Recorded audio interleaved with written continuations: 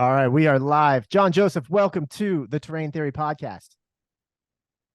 Hey, it took a minute for this to happen, but Yeah, I kind of like that you. thank you Yeah, for having me. no, it's a pleasure having you here. And yeah, we normally don't do Zoom. I love that you don't use Google Chrome. There's something nice about that.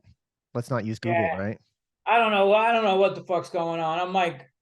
I have like kindergarten level intelligence when it comes to all this fucking technology shit. Basically, my girl installed all the shit I got. So Well, we're Analog till here. the end, baby. Analog till the end. that's it. Hey, all right. So for the listener who doesn't know you, let's get the Cliff Note version of your backstory. Who is John Joseph? Um, well, I did write this book. Let me see, one of many, which was the evolution of a Cro-Magnon, the memoir, but just came into life fighting, man. Fucking dad was a alcoholic, washed up pro boxer, beat on my mom. Fucking, it was just a bad situation. My mom fell into depression. The doctors put her on fucking back then. We're talking in the 60s. By the time she was 23, she had 3 kids alone, no money. The dude would break in, beat the shit out of her, rape her, take her fucking money to feed us. Total fucking animal. And I just remember like the last time I ever seen him, he broke in and was beating my mom so severely that and the neighbor called the cops. The cops came in and took us away, and my mom spun into depression from everything, and she even was suicidal. And then they removed us from the house and put us in orphanages, and then foster care, abusive foster home for 6 years, with myself and my 2 brothers. And just finally, like they threatened us. I mean, I'm writing this new book on addiction, and the stats are that 85% of addicts say that they were abused as a child, and having to deal with that. I dealt with it myself through addiction. I was an addict for many, many years. I got 22 years clean and sober now. And I try to help other. I just lost my brother in October of last year to addiction after a long battle with that. So I'm living it every day. I'm out there on the front lines helping people, but it was just one of the things that this dude did to us. I spoke up in school because I mean this dude was leaving welts on us, and then other shit was going on too. With the older kids in the home were doing shit to me and my brothers, abusing us sexually, like whatever. It was just hell.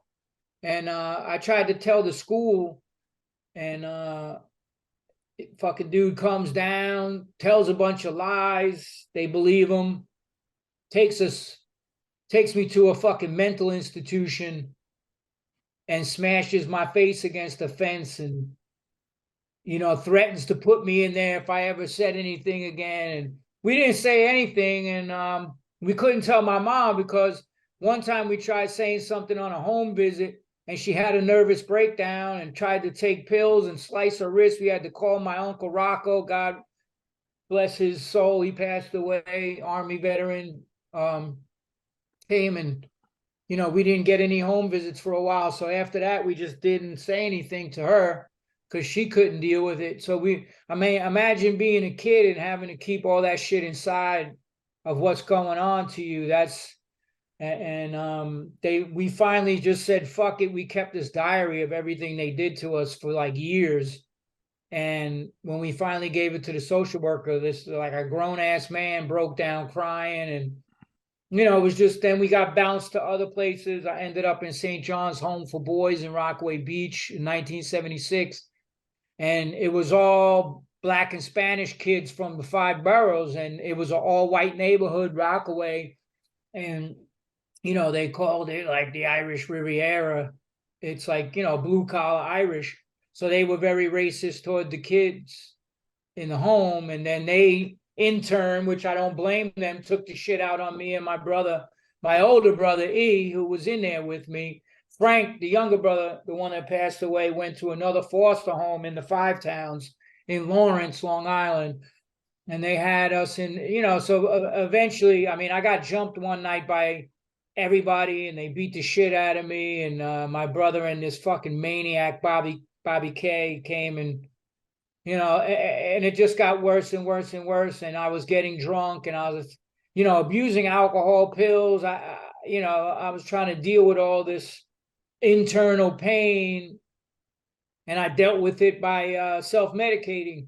I did every drug under the sun. And after a while, I split, started splitting in 76 and going onto the streets and selling drugs and doing whatever. And I got caught and then went back to the home. And then in 77 in the winter, I split for good and went on the streets. I was a heroin mule in 77, going down to Alphabet City, selling drugs, like just fucking insane shit. But there was a lot of good stuff too. Like it was kind of like every kid's fantasy, man. I got nobody telling me what the fuck to do. I mean, you know, fucking just out there going to punk rock clubs in the summer of punk 77. I saw the Ramones out in Rockaway, saw the Ramones, saw everybody hanging out, Dead Boys, fucking. I had this punk rock girlfriend who I didn't know had a heroin habit and she ended up dying on me. So like it was just one thing after another. I got into the angel dust trade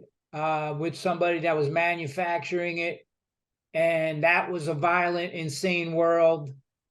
And then I ended up just getting locked up. That was my third offense. I went upstate, went to Spofford in the Bronx, where Mike Tyson, I mean, this was before Tyson, this was 78, but it was buck wild. Anybody that does research on Spofford in the South Bronx, and I was the only white dude in there. I from the day I went into the Indoc Center, the cops told me, the Irish cops drove me from Kew Gardens, and they were like, the last fucking white boy we took here got stabbed up. Like, you better fucking protect yourself.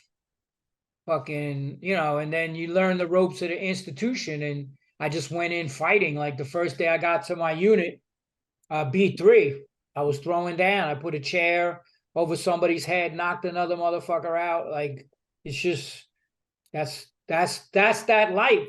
If you want to live that life, you want to live that life on the streets and live that life in the institutions, you better, you know, it's not like these kids all think they get street cred. Oh yeah, I murdered somebody. I did this. I stabbed somebody.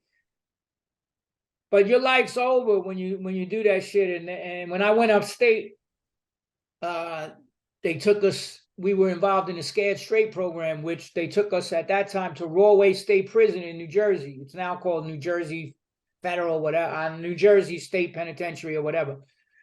But it was Rawway, and they took us to Fishkill, and they took us to other prisons, and we met with the lifers who were never getting out of prison, and they told us what's waiting for. You know, first they scare the living fucking shit out of you, like, you know, you're gonna be my Maytag, my bitch. Hold on to my pant loop. They made us put all. I mean, if you watch the old documentary, like before the TV show came around, that's. There was different institutions that went there, Lincoln Hall, Hawthorne. So the ones that made it on the TV were Hawthorne, but Lincoln Hall, we were the first ones to ever go in there. The Elm Cottage, the unit that I was in. And, you know, yeah, they scare you, but, you know, again, they didn't give you, you know, but when I first started learning about discipline, because the inmates were like, you got to work your program, you know, and I was like, what the fuck is that? They're like, you got to do shit every day, positive stuff every day to better yourself while you're incarcerated. That means studying. That means, you know, getting your weight up, what they said, which was, you got to work out because motherfuckers is gonna, you know, that's the way it was. And I went in 135 pounds. When I came out of there, I was 2 years later, I was 165 boxing, doing, you know, just, every day getting after it, studying. I started writing stories and all kinds of shit. But ultimately, when I got out of there, I went right back. They had to release me to somebody because I was under 18. So my mother, I never grew up with her. So now she's got fucking me and my brother there just getting out of lockup. So we were just getting fucked up every fucking day. No goals in life, no nothing. So I reoffended and I got caught with drugs. I got caught with heroin because, you know, I was back at Rockaway Beach hanging out with the junkies. And they caught me on 116 with like a bundle, which is 10 bags of dope I was selling for somebody. So then they gave me the option, either, you know, my mom's was dating a recruiter and he said, I can squash all this shit and you go in the Navy and this and that. And so I chose the Navy. But the thing was, I tried to excel with everything that I was doing, but I still had a lot of buried baggage, man, and I dealt with it by getting fucked up. So when I got out of boot camp and got sent down to Norfolk to the command, I was doing drugs, smuggling drugs, selling drugs, and I caught a case down there. I sold, some dudes set me up. So at the King's Head Inn, I sold pills and acid to an undercover cop. This guy set me up. That got caught. So that's what they do. Oh, you know, I can give you a drug dealer. So it's just crazy, man. Like when you look at all the shit and how one little instance could have changed the path of your life, like completely. Like I was looking at doing time, and then all this other shit happened in the military. I beat the fuck out of this like redneck on my ship that kept fucking with me and calling me a faggot and all this shit for being into punk rock. And I just kept warning him and he didn't listen. He kept just, you know, I always stayed to myself. I was never a bully, but you know, motherfuckers don't know the path that people that come out of that, what they're capable of. I was locked up with murderers and fucking dudes who would just kill you. They didn't care. And they was juvies, so what are you gonna get? 5 years and then they get some street cred? They don't care. Mm. And I just kept warning the dude. I'm like, yo, man, like stop fucking with me. And I was restricted to the ship because of the court case. So my ship went to like Bahamas and all this other shit. And then like I had to stay on the ship watching everybody go on liberty. And they're working me like a fucking dog, not getting paid. They took all my money. I got, you know, so I'm basically like, they're working me 12 hours a day, 4 musters a day with the command duty master at arms, which is the police on the ship. I had to muster 4 times a day, work details, like imagine that shit. And the weird thing was before we deployed, I had gotten this like oral surgery and my fucking shit got infected. So I was like fighting this infection and fucking working in the hot sun. And this motherfucker just came by me. And I was like using a deck grinder, which is like this thing with teeth. We had a helo deck on my ship aft. We would take on like helos and special forces motherfuckers would come fast roping onto the back of the ship, exercises out at sea, you know, SEALs and fucking just.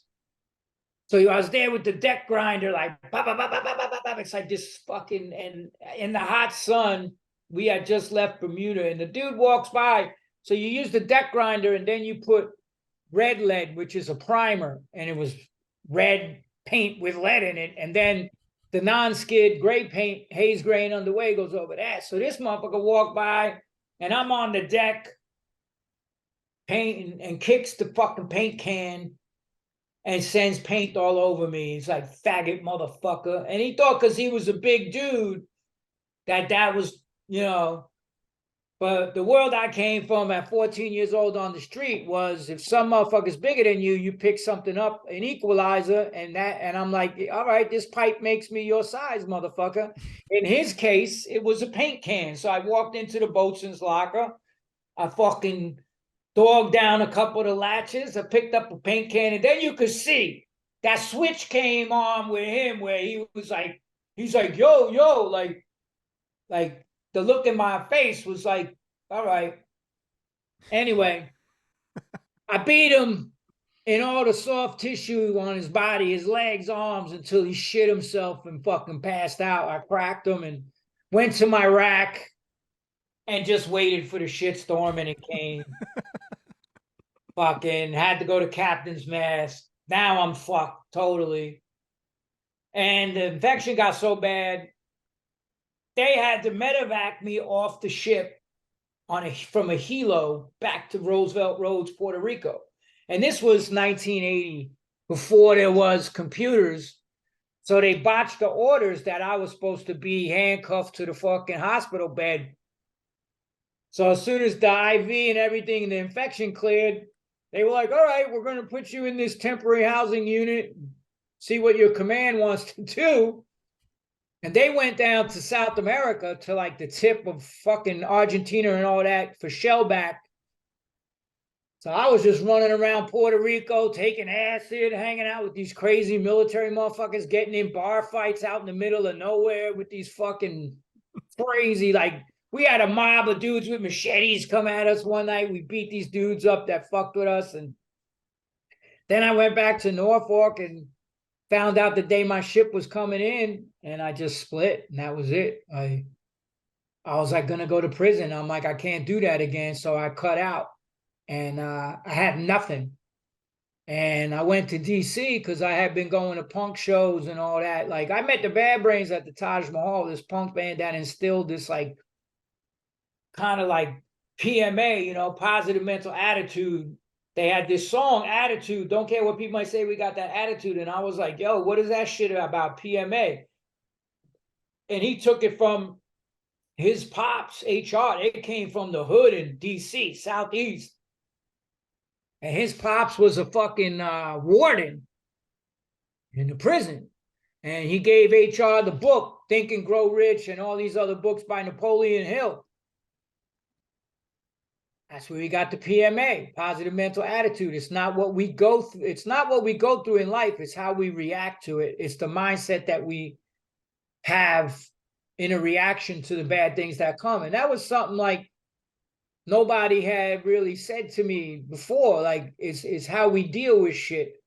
And plus, the Bad Brains are the baddest motherfuckers on the face of the earth. Anybody seen them? I was able to I was hanging out with Henry Rollins, Ian MacKaye, fucking all the DC crew, getting in fights in DC against rednecks. Like, back then, the punk rockers were the outsiders. Now every fucking redneck has a fucking mohawk. But back then, if you like, I had shaved my head, not as skin, but just like I wore fucking boots with barbed wire on it, fucking chain belts, fucking crazy shit. Like, the people on the base would bug the fuck out. Like, you know, who the fuck is this? You know, but when I split, they put me up in their apartment. I stayed with them for like a couple of weeks, and then I made my way back up to New York and got out of there. I hitched a ride with this band, the Undead, and they were from New York. They played the 930 Club, so they gave me a ride back to the city. Get out the van. First motherfucker I meet, HR from the Bad Brains. Started hanging. They were playing. I hung out. You know, just craziness, man. Like, this Puerto Rican gang was over there, like, fucking with everybody. Beastie Boys were hanging out. Everybody. It was like everybody knew everybody. Like, it was just a small clique. The scene back then was like maybe 50 regulars going to shows. Like, everyone, you know. And we had this gig, and with the Bad Brains were playing, and this Puerto Rican gang came in there trying to fucking shut the show down because they had a big drug spot right there, and nobody stood up. This dude tried to stab me, and I fucking beat him down. And he was one of the leaders of the gang. And they were serious. Like they're in that movie. There's a great movie called Rubble Kings, Rubble, and they talk about this particular gang, and they were murderers, you know, and it was just crazy because nobody stood up to them. And then I got in a chain fight, motherfuckers trying to stab me, and you know, they put a fucking KOS on me. I had to split, kill on sight. I got stabbed in the shoulder trying to get away. But in all of that, the positive was I developed a closeness with the Bad Brains. They squashed the beef with me. Like, I wasn't able to go to Alphabet City. Alphabet City back then is what they call the East Village now. Much different. They had a saying, if you went to Avenue A, you were adventurous. Avenue B, you were bold. Avenue C, you were crazy. Avenue D, you were dead. I lived in an abandoned building on between Avenue C and D on what street? What the fuck was that? 9th Street, 713 East 9th. I lived in an abandoned building across the street, 700 East 9th, where the guy, East Village butcher, chopped up his girlfriend and made soup out of her and fed her to the homeless. Like, just crazy shit. You can't even make the type of stuff up that I got, you know, had to deal with on the streets just growing up, seeing people get murdered in front of me as a fucking 15-year-old kid. I tell that story in my book, you know. This fucking dude got hacked up in a bathroom stall, like, mercilessly. And I was the only witness. Like, I thought the dude would murder me, and for some reason he didn't, you know. He just... But... you know, then the Cro-Mags came and all that. I got into the music. I started turning my life around. I climbed out. I always knew music was going to be my thing. Mm. So HR was the first person in 1981 to put a microphone in my hand, the singer for the Bad Brains, and say, this is what you're meant to do in this world. And I started singing. The Cro-Mags originally founded in 81. And then that fell apart. And then I started another band called Bloodclot, which was all the roadies for the Bad Brains. So we went on tour with them down south, and nobody knew they were black. Their manager was our drummer, Dave Hahn, the late Dave Hahn. So when he sent the promotional posters out, there was no pictures of the Bad Brains. When we did Philly, DC, no problem. Once we got south of DC, first bar, the Big Bad Wolf in North Carolina, we walked in and it was a KKK biker bar. Damn. They were like, you know, what the fuck do y'all fucking want? And called them niggers and like just crazy shit. So we had to fucking, this shit, you know, just craziness. But Cro-Mags, we kept going, made records. But once again, when you don't deal with the issues that you have, and you could try to put all the facades up there, the tough guy, all the bullshit, right? The mask we wear in public. Underneath, there was still all this trauma and pain and hurt. And I got betrayed by a band member that was supposed to be my friend. He robbed me, stole all the money, treated me like shit, like when the fame started coming. And it fucked with me because I was like, this is a motherfucker I went to bat for. Like, there was gangs that wanted to kill him for beating up gay people. Bad. And gay people took a contract out on him with the same dudes that I had the beef with. So they came to me out of respect. I was able to squash it. Like, so many people were like, yo, if you wasn't that dude's boy, he'd be fucking in the river, bro.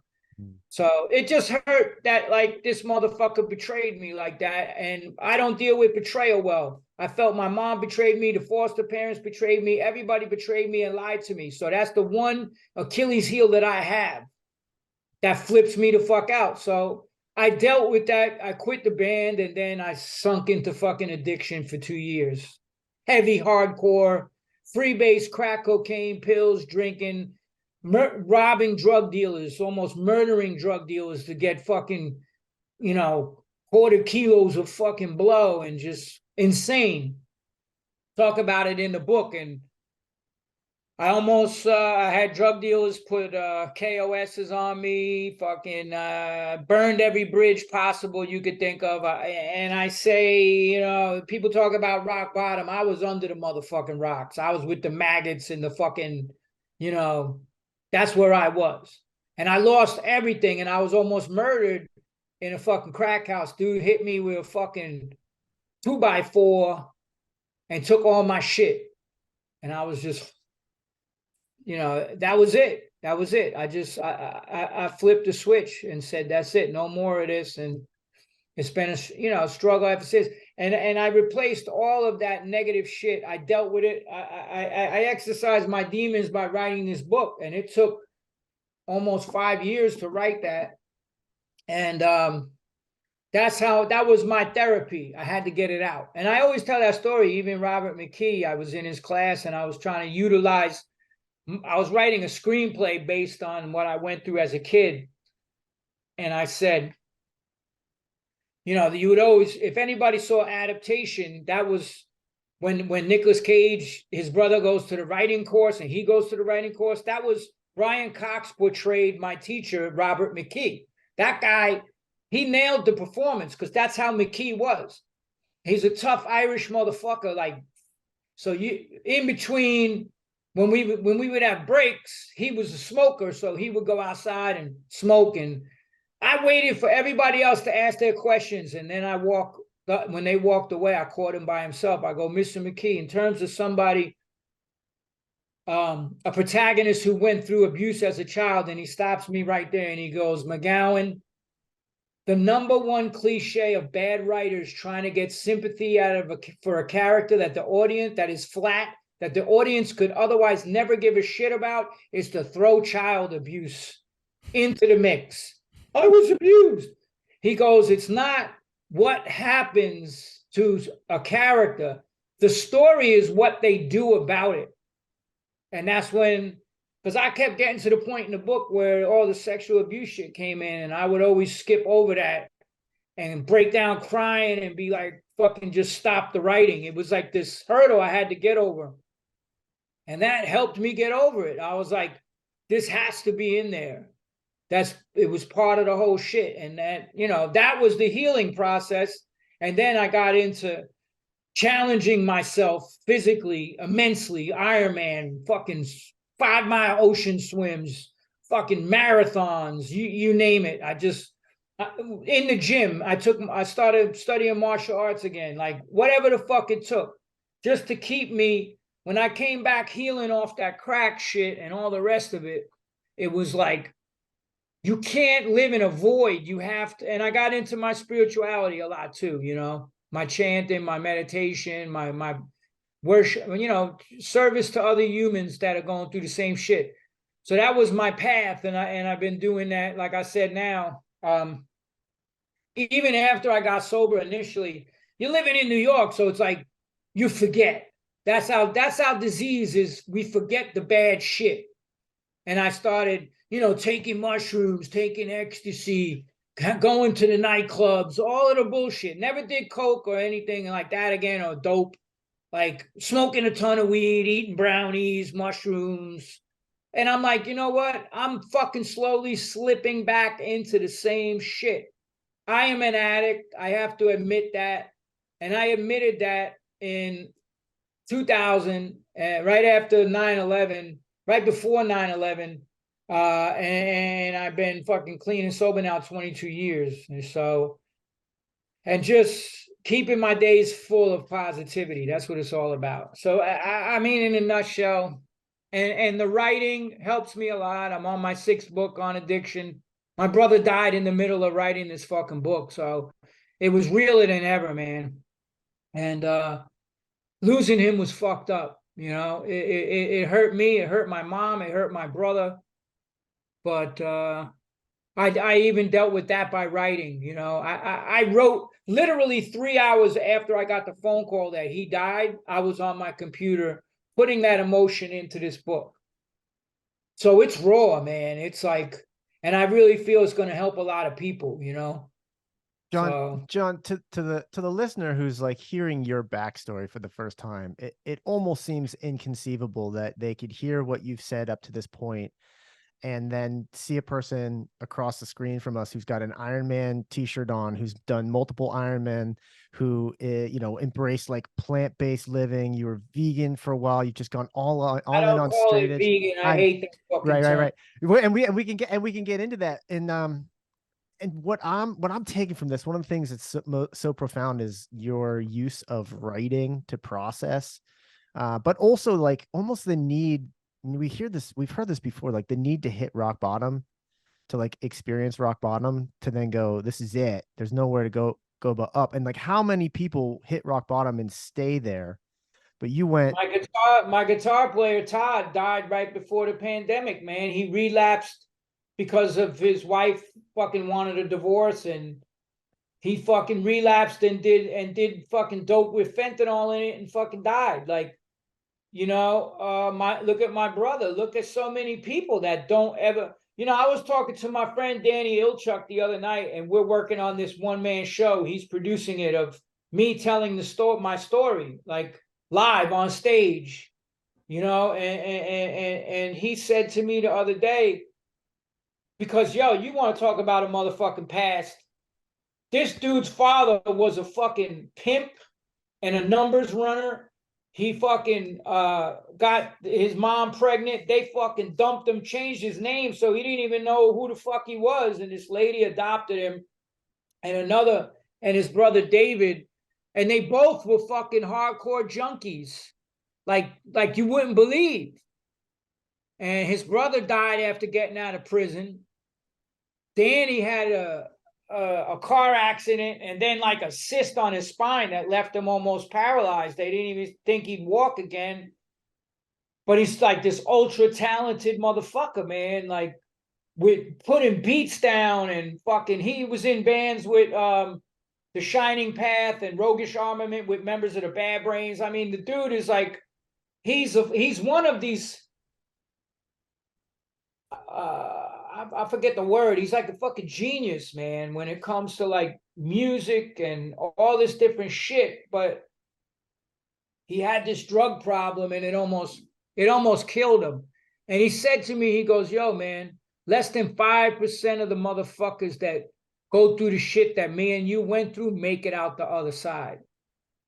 And I was like, wow, man, like, that's crazy, like. And I never forget that. And I just finished a chapter in my book on addiction about the higher power, whatever that means to anybody. That could be God. That could be meditation. That could be, being out in nature. Whatever it takes for you to get in touch with that inner self that we all are, run from now. Like, we have all these external distractions these days in society to take us away from those internal conversations that we need to have. There's apps, there's this, there's that, there's fucking, it's insane. It's all distractions. And in the Vedas, it says those distractions are like the jewels on the head of a serpent. We're attracted. And when they say a serpent in India, they mean like a fucking cobra. Mm-hmm. Like, you're attracted. And then as soon as you get close, bang, it's the bite of death. So that's what that is. So, it's not just one thing. It's a thing in combination of it's my diet. It's eating clean. It's respecting the temple. It's my meditation. It's my prayer. I chant Hare Krishna every day. I have a little shrine to my teacher back there, Prabhupada. I write every day. I'm working on a one-man show. I'm working on a comedy. I'm working on the new book. I'm constantly, if you don't constantly keep yourself engaged in positive work, the opposite of that is you're going to be involved in bullshit. And I don't want to be involved in bullshit. And I don't want to be involved with bullshit people. That's why they tell you when you get clean, it's people, places, and things. You got to avoid all that. I never went through the 12-step program, or never went to a single meeting in the rooms, they call it, or whatever. I had to walk past motherfuckers smoking crack because I had federal warrants. I couldn't go to a drug program. I was a wanted man for 15 years, living under assumed identities.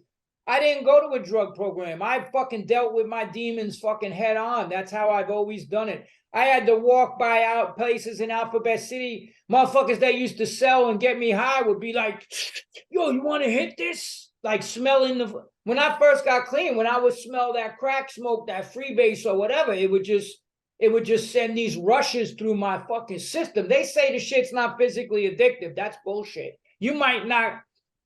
I even got sick when I got off of it. My body, was addicted to the shit. Maybe not like dope, where you get, withdrawal and shit like that from opium, but definitely a level of all that. So you didn't do like 12-step to address addiction, but you found like the spiritual side, like this connection to, a higher power. Like, where did that come from? Where did that like understanding that this was part of the way out? Was this connection? Was that like an instinct, or did you like? Man, in 82, I became a monk for 2 years. I left music, I left everything. I'm like, I gotta take this path up. I became a Hare Krishna monk for 2 years. Why did you pick that? What made you? Because I went to, I didn't just listen. I had a thing against religion because people were beating the shit out of me and abusing me and telling me to go to church and acting like they're Catholics. They're Christians in front of the whole fucking town. They're the Christian Italian family. And then look what they were doing to me.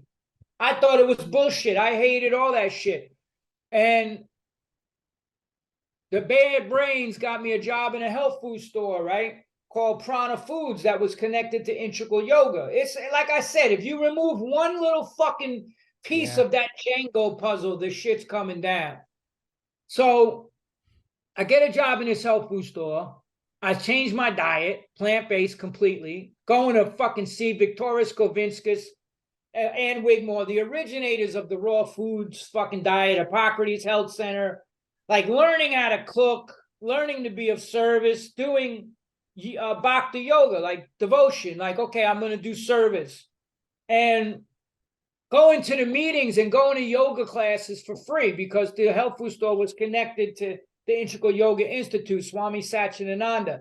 I went to see everybody speak, him. I saw fucking Sri Chinmoy. I saw every book, and I wrote about that today. I was like a sponge for knowledge. I was like, we had philosophical discussions for hours on end, man, with the bad brains and like sitting around. That was punk rock to us. The real revolution is, where's the change? Like, it's not political, it's a spiritual change. And then this guy that worked in the health food store was this dude, Vinny Signorelli, who I love. He was the drummer recently for the Unsane, fucking Swans. But back in the day, he was in this band called The Dots with Jimmy Quid. And Jimmy Quid produced the first Bad Brain single, 6 Degrees of Separation. So I started talking with Vinny, and then we're having these conversations about, truth, and I'm like kicking out all this philosophy, and then he just hits me with this shit. I said, we're all God. He goes, how could you be God? You came under illusion. God never comes under illusion. You went through all this shit. That's not God. He said, you're a part and parcel of the Supreme, right? But just like a drop of water to the ocean, but you're not God. He used the term achinta beta beta tattva, which means simultaneously one and different. We're of the same qualities of God, but not the same quantity. I said, so what's God? He said, God's a person, man. God has form. It's not this white dude with a beard in the fucking clouds. Like, and then I was like fascinated by it. And he took me to the Krishna temple. And we get there, and it's early in the morning, and then this song comes on, and this whole ceremony, and then he's like, that's George Harrison playing bass on this song, Govinda. And I'm like, what? I love the Beatles. He's like, yeah, George was into this, man. He donated the Bhaktivedanta Manor in London.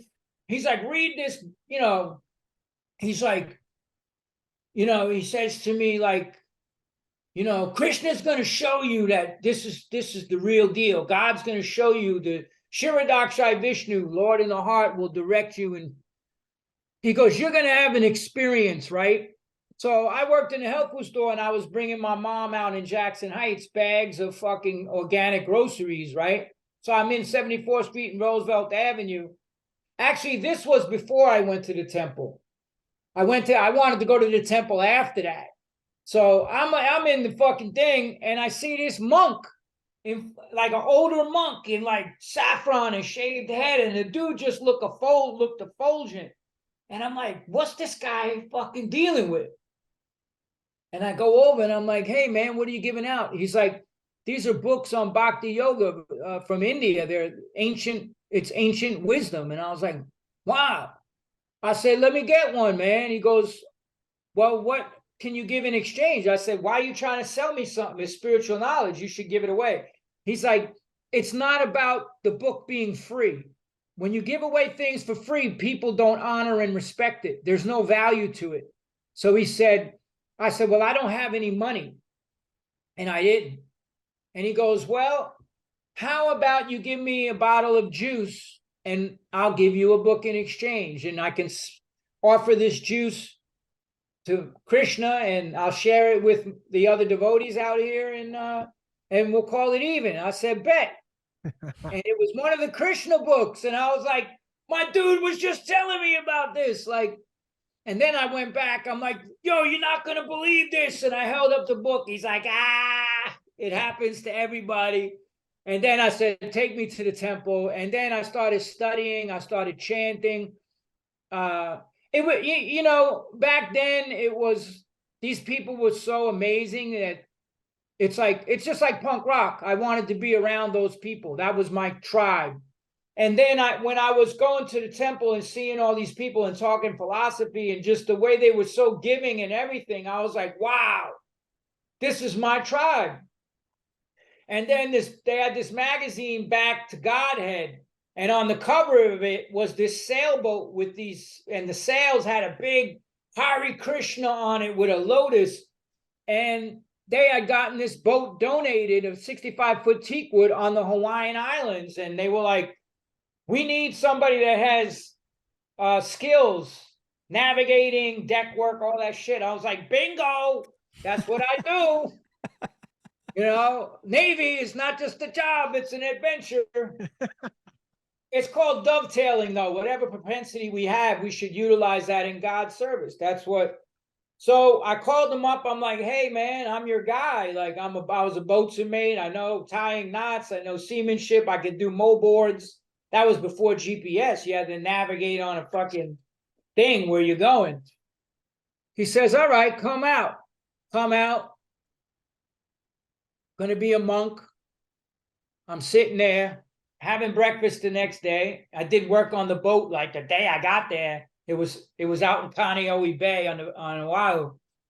And I see this devotee got beat up. And I'm like, yo, what the fuck? Like, he's like, yeah, you know, the Hawaiians, like, we give out books down on Kalakaua Avenue, and they come and fucking punch the devotees out and take their money.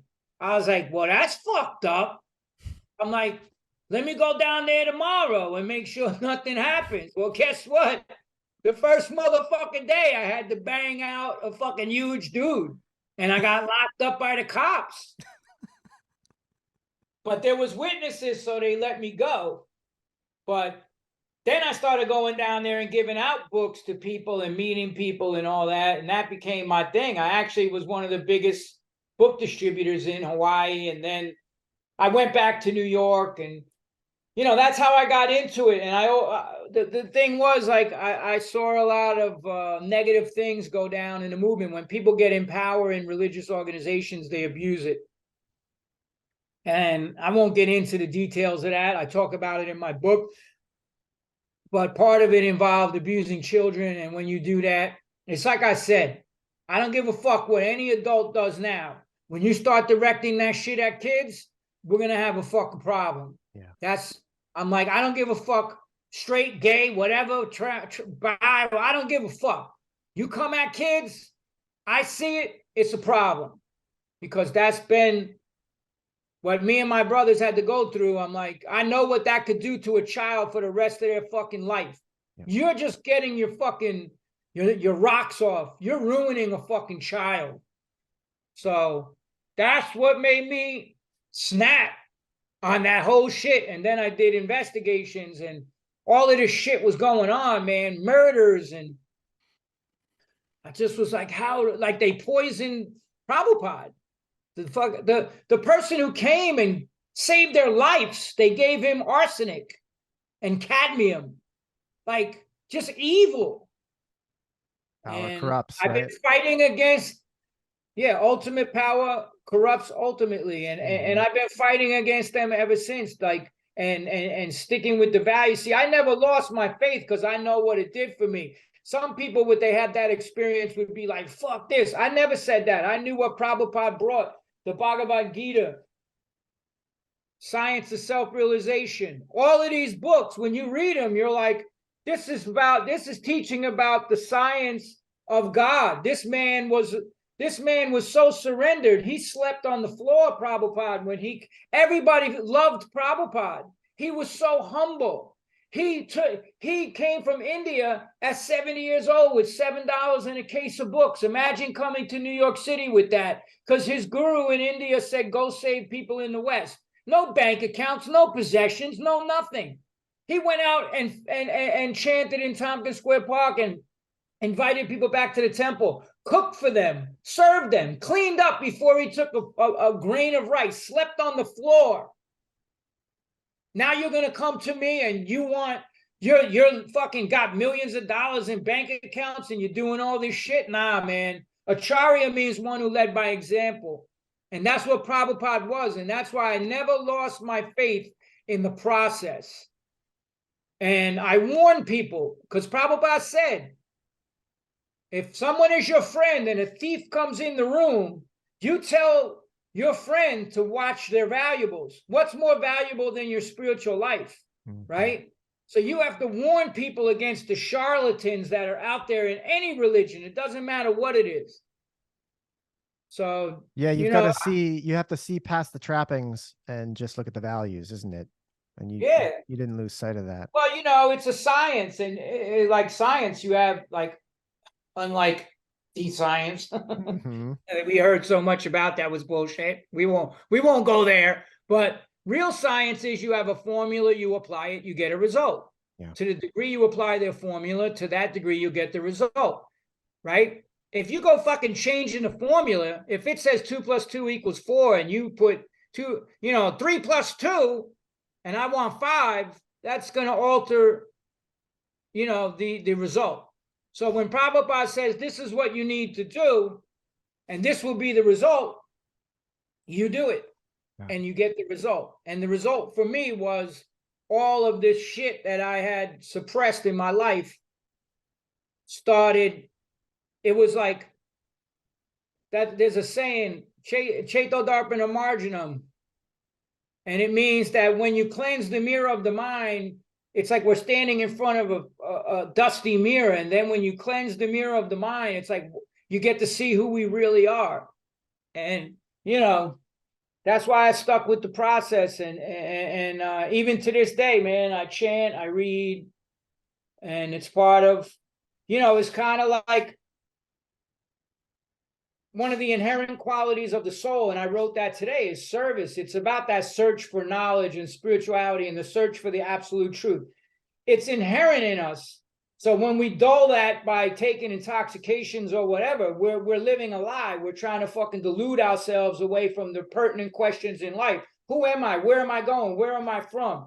Otherwise, we're just polished animals, eating, sleeping, mating, and defending, right? Human life means we should search for higher consciousness and knowledge. And if we don't do that, we're no better than polished animals. And I wrote, we may, eat, sumptuous feast and make a whole big shit show about it. But when our belly is full, it's the same feeling that the pig standing in its own shit eating out of a trough gets. The belly's full. It's the same thing. So what separates us from the animals? We have higher consciousness to try to understand what the goal of life, what's the meaning of our life. And if we don't do that, then because we're living in this illusory energy, the Maya, the external energy, as opposed to the internal energy, then we try to deal with everything by getting fucked up. And getting fucked up is a way to help you forget. That's what it was for me. Even it made me try to make me forget my past. But you just keep spiraling downward into the abyss. You're not going to get anything good out of your addiction. That's my message to a lot of the people, because I've spoken all over the world. I've gone to rehabs. I would be out on tour, and then somebody would hit me up. Hey, I work at a rehab in Canada. Can you come speak to the kids?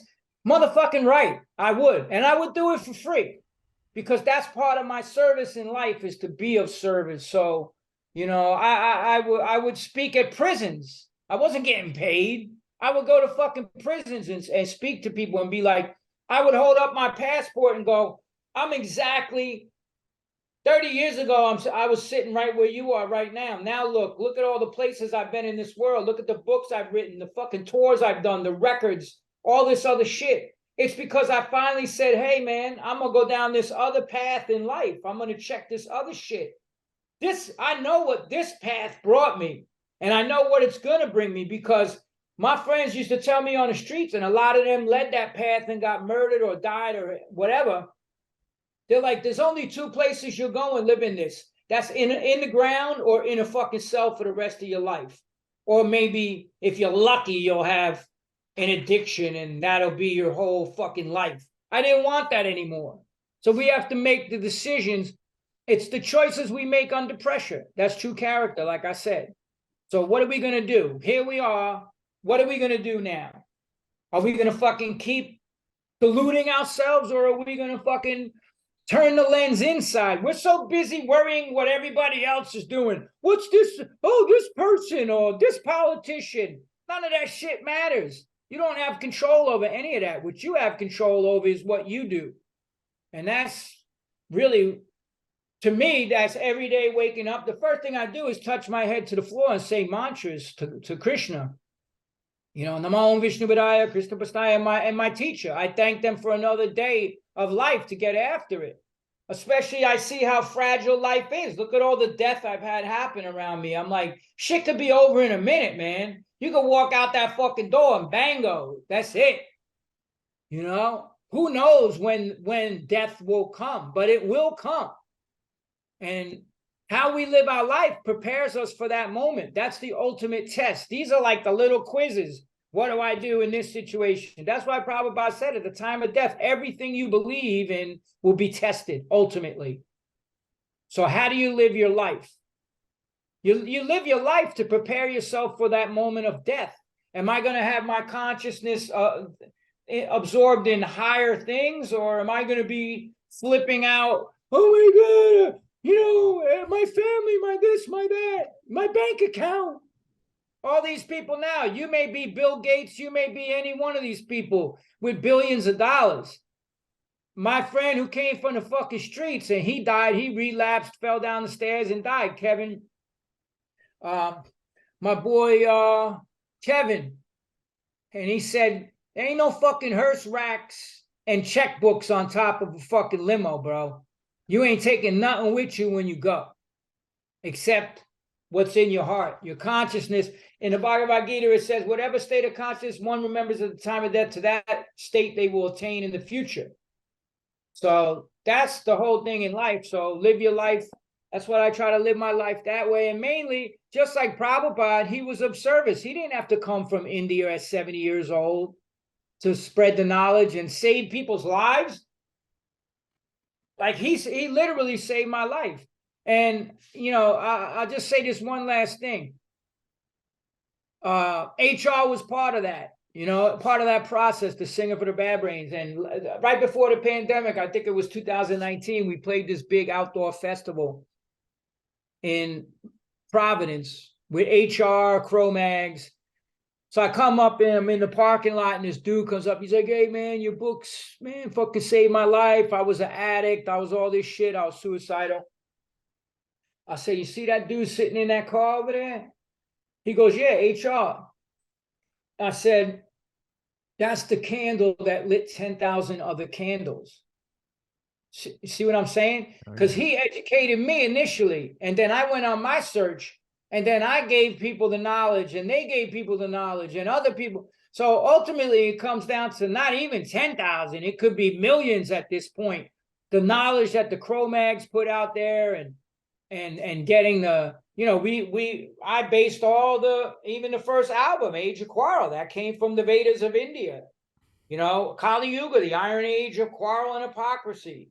All the songs were either about street or consciousness, and it's just been ongoing, man. I just did another record last year called Souls with Bloodclot. So, just keep it going. It's a beautiful juxtaposition, the genre, the hardcore punk genre, and the music, the edge, the loudness, the fastness that is that genre. But you're also talking about spirituality.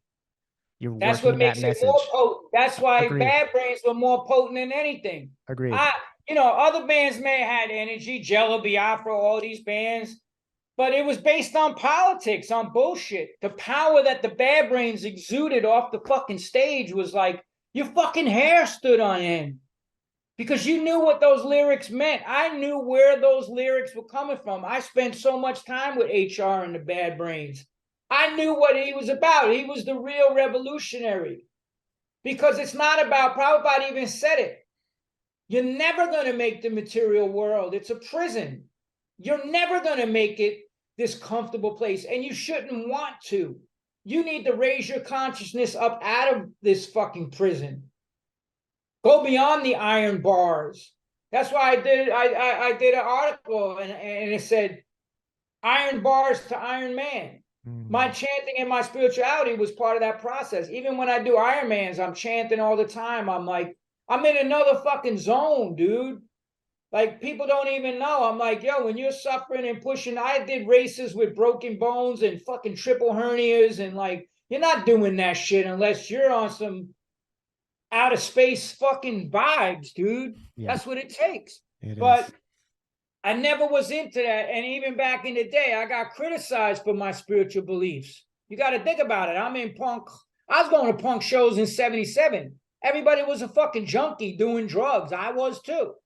And then hardcore. And even in the beginning of hardcore, I was around Henry Rollins and Ian MacKaye, straight edge and all that shit. I was fucking with the dudes in DC. I mean, they liked me. They was my friend, but I got fucked up. I was doing quaaludes and drinking and coke and dust and whatever. It wasn't until I got the spiritual seed planted that I was like, I need to stop this. But that's why even the Cro-Mags, like, I would be out on tour, meditating 2 hours a day, all day, fucking doing whatever, training for Ironmans. By the time I hit the fucking stage, it was clean and sober, no drugs, no nothing. Like, it was a fucking shot of energy. Like that's what it was about. We were vibrating on a higher level. Oh man, sorry, I got fucked up last night. I can't do, sorry, the performance sucks. I never did that. I never did that. Not even once did I ever make an excuse because I got fucked up. When I walked away from the music is when I got into all the trouble. But, John, are you still in touch with HR?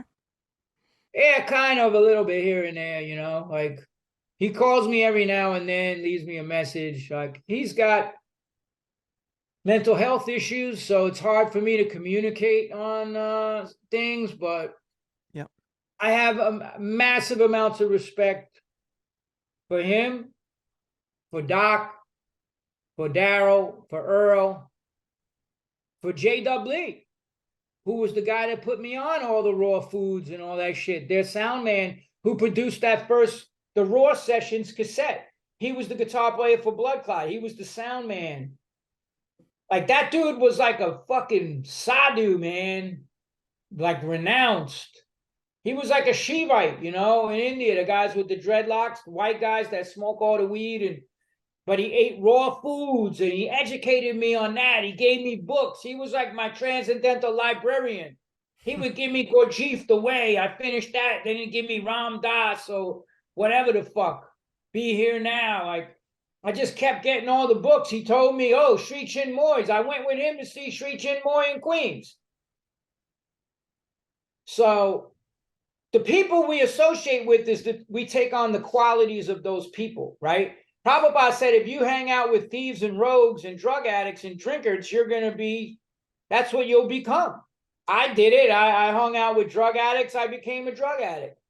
I hung out with spiritually minded people vibrating on a higher level, and I took on those qualities. But yeah, I mean, I talk to Doc Moore, the guitar player. Yeah. Like quite often, actually, we'll FaceTime each other. And he had a medical incident and had a bad stroke. And so it's important that he lost a lot of his memory. So it was like, I call him up and he gets a notebook. And I'm like, Doc, remember when when we played Tampa, Miss Lucky's, and after the third day, they robbed us and didn't pay us, and then we had no money, and the other roadie tried to take the fucking keys and was going to split the tour because he was flipping out. And they called me Squids because they met me when I was in the Navy. And Doc goes, Squids, you got to go handle that. So I went over and yoked the dude up and took the van keys, like, but it's just fucking great times that you could never, everything happens for a reason, man. It all led to even us being here today. So Yeah, there it is. Your life, as you tell your story, it almost seems like a microcosm for the culture at large. It's like we're going through some fucking dark shit. The age of deception, you just called it the age of quarrel, like the Kali Yuga, and then this ascension into a higher place, into a more heart-centered, more high vibration place. Do you sense that we're on the path? Absolutely. Well, this is Kali Yuga goes on for 247,000 years. We're only 5,000 years into that. There's a 10,000 year period of enlightenment, the age of Aquarius, all this, the golden age. Yeah. We're just now coming into that. So the modern civilization of what we've come to like a fucking the precipice of like destroying ourselves. Yeah. So it's like the only way to go from here is up. I see it as there is a great awakening happening now with people, and at the same time, the evil forces sense that and they're doubling down and trying to turn everybody against each other and all of this bullshit, these politics. One politician's better. It's either Trump or Biden. That's the best you could do in this country. That's the best this country has to offer is those fucking two jokers. Like, give me a fucking break. Or this person's this or that, or like, there's so many things that are out there that can divide us. I'm looking for the things that can bring people together. And to me, it's the process of self-realization. Because you know how you end it all? Aham Brahmasmi. What is that? That's the first teaching of spiritual life. You're not the body. You're not a man, you're not a woman, you're not this, you're not that, you're not any of this shit. You're a spirit soul. That's why when I lived as a monk, we never had a single racial fucking incident. Not one. Because everybody was vibrating on that higher consciousness. I didn't see dudes as black. I knew there was guys that were gay that were dealing with that controlled their senses and became monks. I can't hate on somebody because that's the way they were born. You're going to hate on me because I was born in a white body? All this critical race bullshit they're teaching children? It's fucking bullshit. Yeah. It's bullshit. It's all meant to divide. Yeah. And that's their philosophy is divide and conquer. They stay in power the more we fight each other. But let's make the world one big ashram. How about that? Make the world one big fucking center where higher consciousness is in the middle. Everything feeds from that out, right? All this bullshit goes away then. I'm this, I'm that. I have 27 and a half fucking pronouns. You misgendered me. How about I didn't misgender you? How about I tell you that you're a spirit soul, part and parcel of Krishna? That's the solution to it all. And Prabhupada said there will be a great awakening of consciousness, and we see it. I've seen it happening in my life. We may have to go through some dark periods to get there, but just like they say, it's always the darkest before the dawn, right? So I feel we are coming to that dark.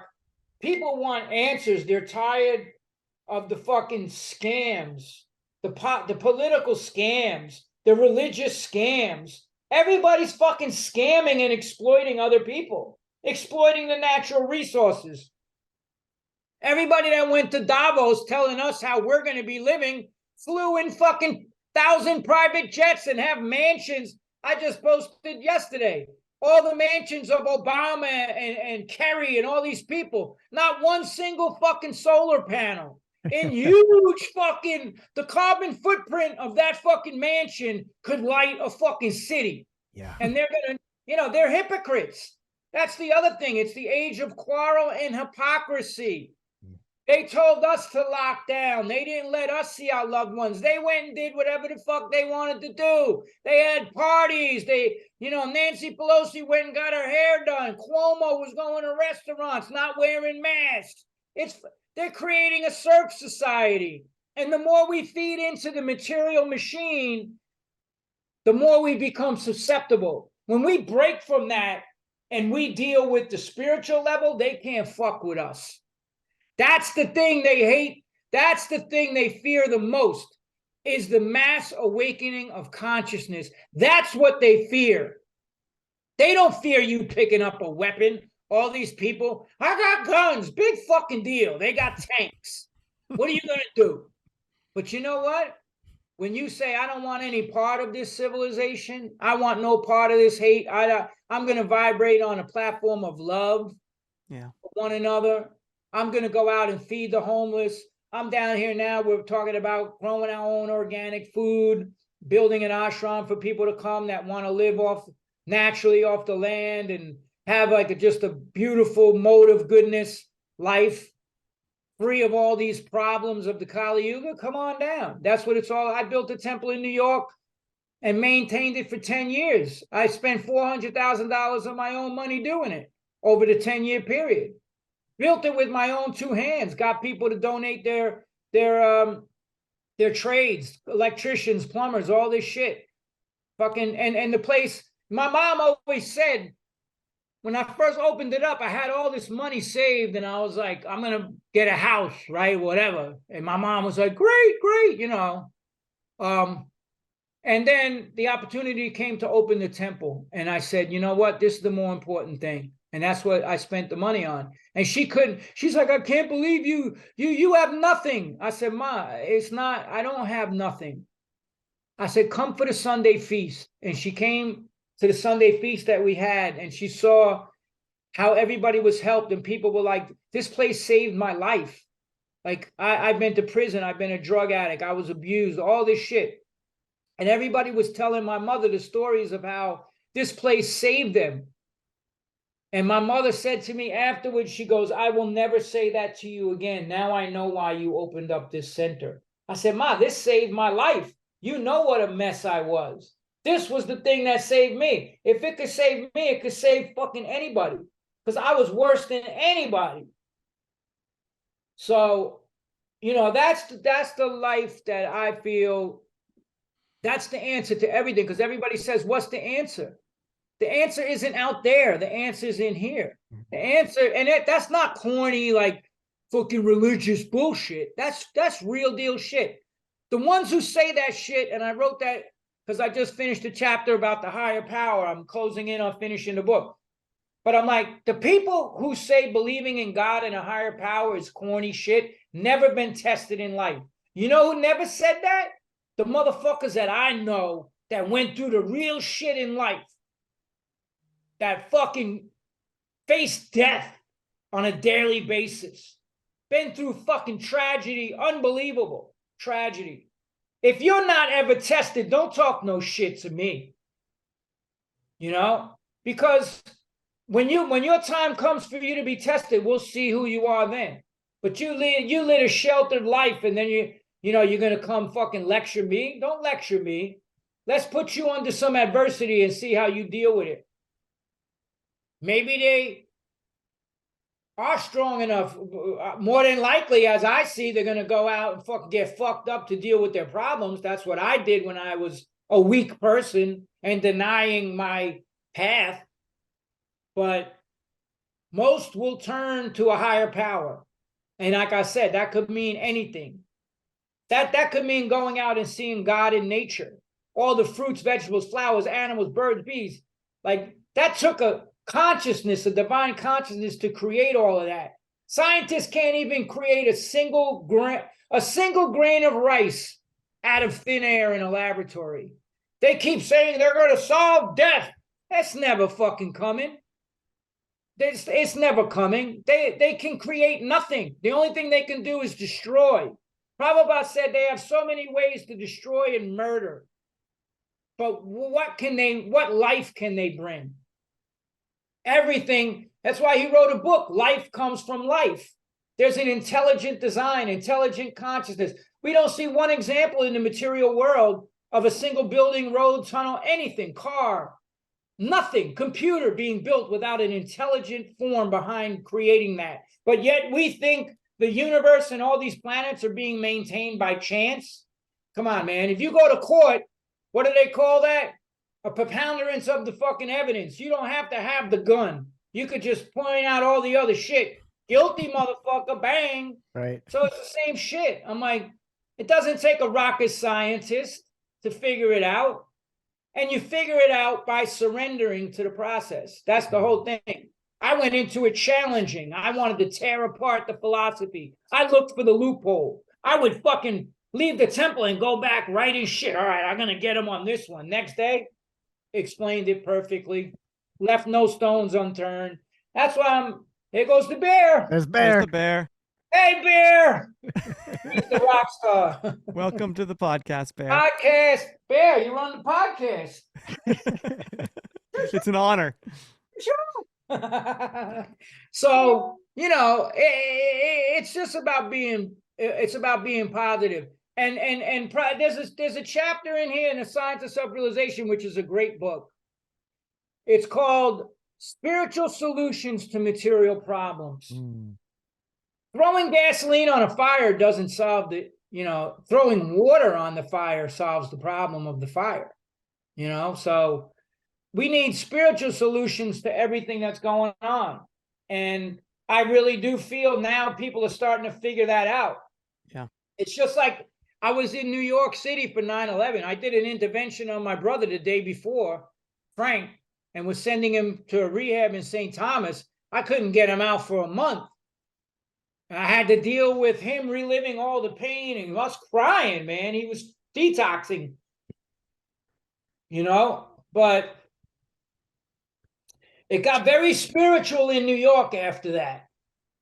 Everybody was going to church. Everybody was going to the temples. The yoga centers were full. Everybody was kind to each other for about a week. And then it went right back to the same shit. Yeah. I like the phrase you used, the science of God, because often those two words are at odds with each other in our materialistic culture. But you're right. What is science? But it's putting things to the test. It's using a control. It's using tried and true techniques to affect a predictable outcome. And that's exactly what you've sort of devoted your life to, is the science of God. Right. It's the same thing with diet. I use my body as a laboratory. When I get Mama Luke's coming online, oh, you can't. I'm like, motherfucker, I've been doing this for 42 fucking years, plant-based diet. Don't fucking lecture me. Yeah. Like you use your body as a laboratory. And that meant, like, years ago, I used to eat all the fake meat and all that shit. I don't do that anymore because it's like you start to eliminate the things that you don't need. And in spiritual life, those are called anarthas. Those are the unwanted things. Those are the things in life that don't take us to a better place. That's the drug addiction, the alcoholism, the playing the victim. Like all the shit that I wrote about in my other book, the PMA. Oh, This book, The PMA Effect, right? Play the victim. Oh, we're all victims. Feel sorry for me. You know what that does? That tries to give you a pass to not fix your shit. Yeah. It's all about turning the fucking lens in, man. What am I doing? Stop worrying about, there's this one comedian, I won't even mention his name, but I go way back with him. I'm going to say it. Fuck it. Michael Rappaport. His whole shit is like, fucking Trump. Like, dude, what is that doing for you? Who gives a fuck? Trump's a piece of shit. They all are. Every fucking politician. What is that? How is that bettering your life? Taking fucking joy in like some other bullshit. That's not helping you, dude. Turn the fucking lens inside. What's inside Michael Rappaport? What's inside me? What's inside all these other people? See, when we always, Prabhupada said it's like being in the shower and you're pointing the finger at everybody else going, oh, look how fucking dirty you are, but you're filthy. It's like turn the fucking camera inside, man. Fix your shit. And that's what I did. When it said in the temple, you come in a temple, you get up. I was up by 3 a.m. sometimes. I was so hardcore. I got up at 2 a.m. I went to bed at 8. I was up by 2. I meditated for 2 hours, then went to the whole program, went to the class, went to all the ceremonies, the same, that greeting of the deities thing where they were playing the George Harrison song. And then you go to the class, and then you go out and you chant more, and then on the streets, or you go and distribute books and you serve others. What's the process? The burning fire of material existence, the agitation, all the pain, all the fucking, everything just dissipates. You applied that formula, Prabhupada said 16 rounds and 4 regular principles. No intoxication, no eating of meat, fish, eggs, and the rest, no illicit sex, and no gambling. Gambling destroys truthfulness. The 4 pillars of spiritual life are destroyed by the 4 principles of sinful life. And that's why you don't go out and gamble and do all this shit. Every gambler I knew, a gambler married my mom and stole everything from her. When my mom, I wrote about it in my book. When she got a divorce, he was an alcoholic and went to AA, sure, but then he became a fucking gambling fucking maniac and gambled the house away without her knowing it. Took out fucking second mortgages and everything. She was homeless when she fucking divorced him. I had to pay for her fucking apartment and furniture. The bank took everything. So, and the illicit sex, look at all the problems that come from that. The unwanted progeny, the disease, all this shit. Well, how about the fucking stock market? Isn't the stock market is just a big old gambling ring? It's gambling. It's a fucking Ponzi scheme, dude. The motherfucker, like spiritual life, these fake fucking religions are a Ponzi scheme. What do? They exploit everybody underneath the underlings, hoping that then when they move up in Krishna consciousness, when they become the guru, then they can have the bank accounts and sit on their ass and have people wash their feet and get worshipped and have fucking millions of dollars and, fame, adoration, and distinction. I don't want any of that. I want to remain a servant. Prabhupada said we should remain the servant of the servant of the servant. I want to serve those who are serving the servant. That's the proper consciousness. You never get puffed up. You never get this big fucking false ego. Like, look at musicians and all these motherfuckers that are famous. Like, I can't even be around them. It's just like, who the fuck wants to be around you? I would rather be around like some, person who doesn't even have money that at least has a good nature and a good heart. Yeah. And are good people. That's who I'm gravitating toward, toward these days. And but yeah, like you said, man, it is a science, and if you apply it strictly, then you're going to get the result. And what is the greatest result of all of that? You become detached from material life. John, I want to lean in on the diet on the diet piece, because Mike and I on this podcast as co-hosts and co-hosts, and also in our lives, are this like health odyssey. Diet and what we eat has been it's been an evolution. And a year ago I was like carnivore. I'd been discovered carnivore. I tried it. I was like, this feels great. I'm just going to do meat. It all sort of made sense. And something happened this past summer, and it really caused me to question that from the like material, physical perspective. And then we start getting exposed to conversations like this with people like you. And I've seen it in others where they're questioning meat from a number of standpoints. And the one of them that most intrigues me is the spiritual one. And I'd really love for you. 100%. Can you talk about that connection between what we're eating and this sort of like honoring of the spirit soul? Yeah. Well, see, that was the whole thing to me, was when HR Rastafari means Prince of Peace, right? So HR said, and I was plant-based before I even met the Krishnas, like, so HR said to me, how can you expect to live in peace in this world? And what we do to the animals, we murder them brutally in slaughterhouses and I'm going to bring this. I'm not text messaging somebody because this was the movie I saw, and I'm going to tell you what it is. And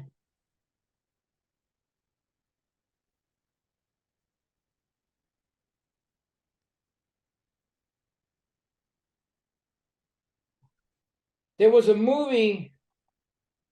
Who did the movie was called Meat.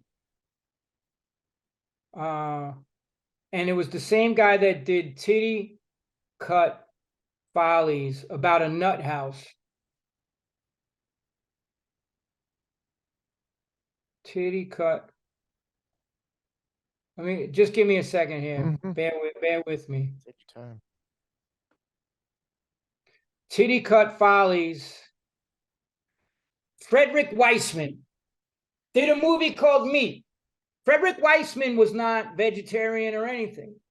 But basically, he did this movie, and I saw it in 81. And the movie opens up with a horse in a field, and it's cold out, and the breath is coming out of his nostrils. And then the camera pulls back. There's a cowboy on that horse. Then it pulls back more. There's other cowboys on horses. They're loading cows into a truck. That truck goes to the slaughterhouse. The animal gets loaded down a chute. It watches the other animal in front of it be murdered and starts going crazy trying to get away. And then everything they do to that animal. And I was like, I don't want no fucking part of that. And I told that when I was on Joe Rogan, I said, I grew up in violence. I saw people be hacked to death in front of me. I saw people shot. I saw all kinds of violence, the violent nature of people that you couldn't even fucking imagine a human could do that to another human. What was done to me? I'm like, I don't want no part of this violent fucking world. And I always said the first change in my consciousness was when I got off all the meat. Something just like clicked. Like there was this huge weight that came off of my shoulders. I never stopped being aggressive. I fucking lay you out on the street. Like it was never like I became a vegan pussy. We didn't even have that word back then. Nobody said vegan. We called it Ital, Jamaican Ital. Ital is vital, Lotal is fatal, right? You don't eat the Babylon food, man. The fuckery them serve you, man. It made for one thing and one thing only, to cause disease. And them pharmaceutical companies come in right behind it and giving you the drugs. And them companies is owned by them other companies, Rasta. So you see, I got the overstanding, not the understanding. That's what Rastas say. They taught me first. I learned about the herbs, wood root tonic, and all the shit. The Rastas taught me first. But then, like I said, I used it as a laboratory. I stopped all the meat, the fish, the eggs, the dairy, even the dairy. I didn't eat that. I ate a lot of raw foods and shit. So you could argue till the fucking sun comes home about the nutrition. Here's the thing. There's no long-term studies about fucking what this carnivore diet is going to do to somebody in 50 years. There's the China study that proves that when you eat a clean, organic, plant-based diet, the cancer rates go down and all the other shit by what the fuck is his name that wrote that book? Fucking, I'm just having an old man moment. The China study, which there's all these studies that exist. The blue zones, who lives the longest on the planet? People who primarily ate a fucking plant-based diet, they worked hard, they had belief in a higher power, right? All those things encompass to create a life that you live longer, right? So everyone brings up the carnivore diet and the caveman diet. Them motherfuckers lived to like 30, 40 years old. Like, give me a fucking break, dude. And like I said, there is no long-term studies about the effects of this shit. I just don't want to be involved with that industry. And then, yeah. I'm not an advocate of pushing this whole, it's climate change, the planet. They've been saying that for fucking ever. Right. The planet's going to be over in 10 years, making money off of it. Yep. Yeah. There's no denying we're destroying the environment. That's what I always say. I don't say climate change, none of this bullshit. I say we are destroying the environment. We're tearing down the rainforest in Brazil to graze cattle. We're fucking doing all this shit. Look at the CAFOs, concentrated animal feeding operations, 100,000 pigs fucking leaking sewage into fucking estuaries and fucking, rivers and everything, like these lagoons of sewage. Look at fucking Cowspiracy. Watch the movies. What the Health? Forks Over Knives. Get some education. Get some education. I don't want any part of this animal being confined its entire life and then, yes, our cow just touched grass its whole life. It had such a wonderful life until I slit its fucking throat. So to me, I don't want any part of that. Yeah. Like I'm living proof that, hey, you could do this and be healthy. So why contribute to the suffering of others? Everybody contribute to my suffering, right? Look at all the shit. I didn't have control over that as a kid. Shit was done to me I had no control over. But when I was in a position of controlling my destiny, I had to make the right choices for myself. And part of my choice to that whole thing was plant-based. And the Bad Brains and myself and the others, we're doing this shit before anybody. I was doing this shit before anybody, before it came fucking trendy. I don't care about the trends.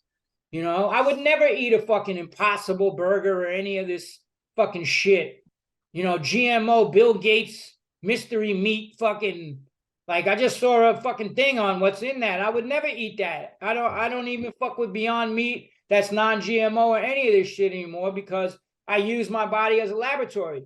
I noticed that when I ate it, I got inflammation. I had headaches the next day, my intestines, all this shit. I'm like, why do I need that? Let me just eat a whole food, organic, plant-based diet from foods in their original source as much as possible. I mean, the most I'll do is organic soy, tofu, or tempeh. And that's just pressed soybeans that have been, boiled down. That's about it. I don't fuck with any of the other shit.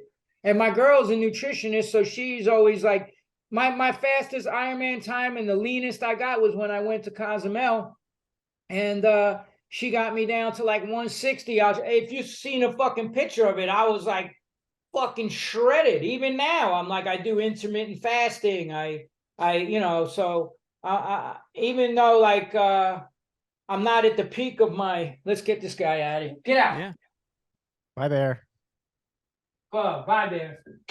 Even though I'm haven't stepped into the like complete heaviness, insanity of my cycle of training for these Ironmans I got coming up, I don't put on the weight that I used to before. I don't have that extra 7 pounds in the wintertime that I got to get rid of. Maybe it's like 2 or 3, and I'm in the gym constantly. It's I don't live to eat. I eat to live. I eat a certain way that's giving me the energy and the power I need to get through the day. These people that talk all this shit, I'm like, y'all motherfuckers ain't Cameron Haynes, dude. You want to come and fucking train with me? We'll do a fucking 12-hour fucking Iron Man and then get in the ring or whatever the fuck. I wouldn't say that to Cameron Haynes or Goggins because they'd kick the shit out of me. You just while you chewing on a fucking piece of chicken.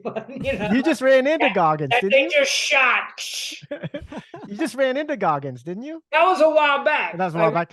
I ran into him a couple times, and I was watching him do the chin-up world record at Rockefeller Center. Yeah. My buddy served under him. My buddy was a frogman. AJ James, God bless you. I love you.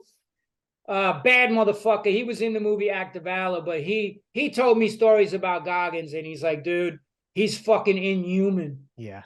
Inhuman. Yeah. Like, Well, that's what I love about Goggins and folks like yourself is like, yeah, you could say he's inhuman, but he's not. He's human. Like whatever he can do, whatever you can do, the rest of us can do. You want to do Iron Man?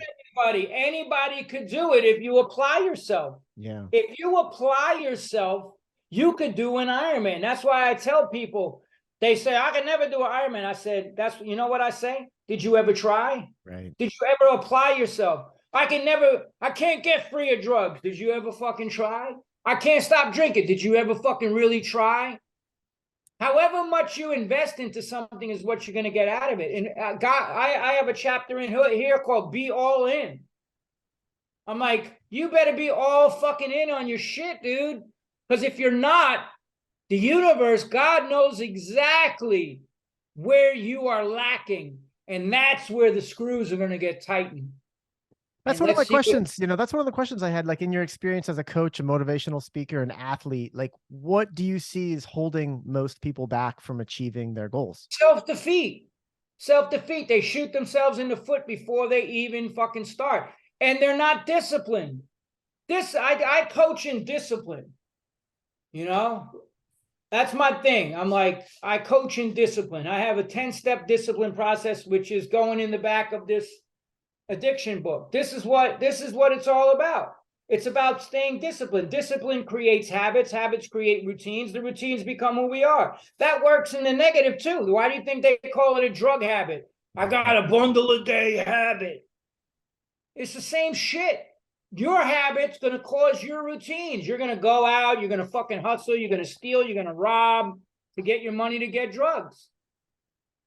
It's the same thing. I'm choosing to have my discipline. It takes a disciplined life to be a junkie. People think you do have to be fucking disciplined, because you know what? If you don't get high for a day, guess what happens? You start getting sick. Yeah. And I said, if a junkie took the same amount of motivation that it took him to get that 100 or 200,000 a day to shoot that shit in their arm or get whatever, they would be fucking running Fortune 500 companies if they flipped that same determination and discipline to something positive. So stay disciplined. Stay disciplined in your life every day. And that comes down to time management. How are you spending your day? Who are you spending your day with? Writing down my shit. I got a list every fucking day of the shit that I got to get done. I make a list the night before. I watched Joe Rogan. He said he does it on Sundays. That's good too. I suggest doing a self-assessment on Sunday. What did I do during the whole fucking week? How could I have bettered every single fucking thing I did? People think journaling is fucking weak. That's girl shit. My buddy who was a team leader in the special forces kept a journal. Yeah. When you're going out and you're running you're a squad leader, you have all these people under your fucking supervision. You've gone out with their families and their kids. You got to go knock on that door if they get killed. Think about that. So there's no fucking way this dude is not putting himself under the fucking microscope. Yep. And that takes self-assessment. But that's the whole thing I say is stay disciplined, because discipline will bring all of the good shit into your life. An undisciplined mind, it's the same thing in yoga. When I was a monk, it was the most disciplined life ever. Austere. And what does austerity mean? It means willingly undertaking a hardship to achieve a higher result. That's the meaning of austerity. So that's what it's all about. That's why I get up, I say my mantras, I read my books, I write. I go train. I do this. I try to help other people. I sit down and do podcasts. Hopefully, maybe one person hears this shit and could be like, I got to look into some of this. Bang, there you go. The change fucking starts. The candle is lit. The candle's lit. Yeah. Well, listen, John, we've taken up a lot of your time, and I want to ask you the question that we always ask our guests at the very end. What are your non-negotiables, those daily habits that you do to tend to your terrain? Like I said, first thing I say, I acknowledge my connection to the higher power. For me, that's chanting Hare Krishna, right? Hare Krishna, Krishna Krishna, Hare Hare, Hare Rama, Rama Rama, Hare Hare. It's a mantra. Man means mind in Sanskrit, and tra, means to deliver. And the mantra, the Hare Krishna Maha Mantra, simply means, oh Lord, oh energy of the Lord, please engage me in your devotional service. It's not asking for money. It's not asking for bread. I'm not putting an order into fucking Amazon. You know, I don't want nothing out of it but to just be served, to serve. Right? Non-negotiables. I get my writing done. What are my projects? What does my training for that day look like? What is my diet going to look like for that day? At this point, it's like fucking breathing. It's like I don't even have to make this whole big thing about it. I've been doing it so long at this point, you know, and trying to help others. Those are a few of the non-negotiables. And have every day be a learning experience. Read, study. I'm reading this book now, fucking, because I'm writing a comedy, so I'm reading the Comic Toolbox. I'm reading, this is an amazing fucking book that my girl got me for Valentine's Day. The 12-Week Year. Amazing. So, you know, and be of service. That's it. Always keep yourself.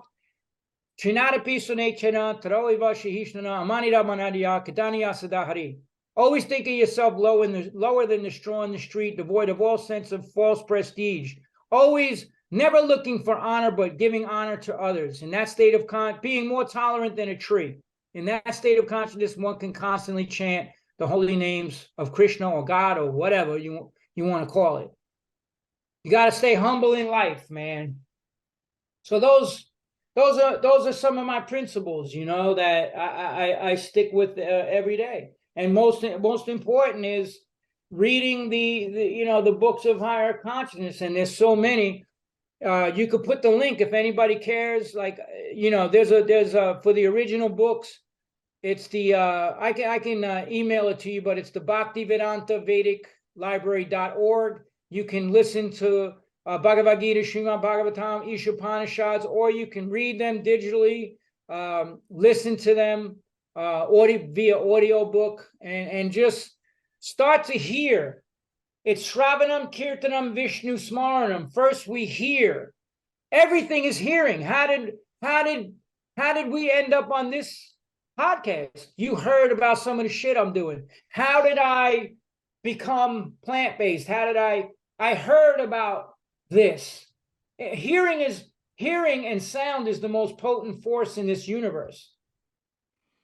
Look at music, right? When people tell me they don't like music, I'm like, I'm staying away from you. Right? But it's all about hearing, right? Why does anybody become a musician? Why does anybody become an actor? They're all hearing the knowledge. Like they're hearing about some actor and the amazing thing of like doing a monologue or whatever the fuck it is, you know, music or an athlete or a Navy SEAL or whatever the fuck you want to do in this world. Well, what was it? In the beginning was the Word, right? The Word was That's God. right. And the What Word is the was first one. thing? What did God do first? He said, "Let there be light." He spoke. Yeah, well, you know, that's Go by that. It's one story. That's the whole thing, you know. Yeah, there's many stories on it. You know, I look at it. There's a lot of things that are allegorical and meant to tell a philosophical point, and the point gets across. And hopefully, people understand this is the way out of this mess that we're finding ourselves in. You know, turn the lens inward, man. That's the whole thing. I try to look at my shortcomings every day and like, did I handle this situation the best? Like, you know, it's constant scrutiny. And we're always scrutinizing others, but like I said, do we scrutinize ourselves? Like, and I said, because somebody asked me in the press, and I just wrote this, if you could go back, you know, after my memoir came out, would you change anything? I said, absolutely not. All of those things I went through made me the person that I am. If I could do anything differently, it would be the way that I reacted in certain situations. That's what I would change. I know better now than to react to certain things that, you know, that went down. And some of my reactions were not the best for me or others. So there's always room for improvement. Like keep the glass half full, learn. All these people that are so puffed up, you see them out there. Nobody could be. You think you could sit down and have a philosophical conversation about Bill Gates or some of these, or fucking Klaus Schwab or any of these fucking psychopaths that want to just fucking, they think they know everything. You don't know shit. You're fool number one. Birth, death, disease, and old age. How do we solve those problems? That's what Prabhupada said. Where is the university that teaches the science of the soul? He said the universities and the educational system now is a slaughterhouse for spiritual life. And we're seeing what's going on in these schools now, what they're teaching these kids. They're playing the long ball, these motherfuckers doing this shit. They know these kids are going to grow up one day and they're going to be the new leaders. So they are programming these children and these kids and these young leaders. Look at fucking Soros. He's got his kid out there fucking now, fucking doing all this shit. It's like they know. So, you know, that's my whole thing, is look for that alternative. It's a little harder to find, but it's finding the gem. You're finding the gem in life, man. Yep. So anyway, John, where's the best place for the listener to learn more about you? Well, I got books out, but you know, johnjosephdiscipline.com is my website, and I'm JJ Cro-Mag on Twitter, John Joseph Discipline on Instagram. Bloodclot NYC is the band for the new band Bloodclot.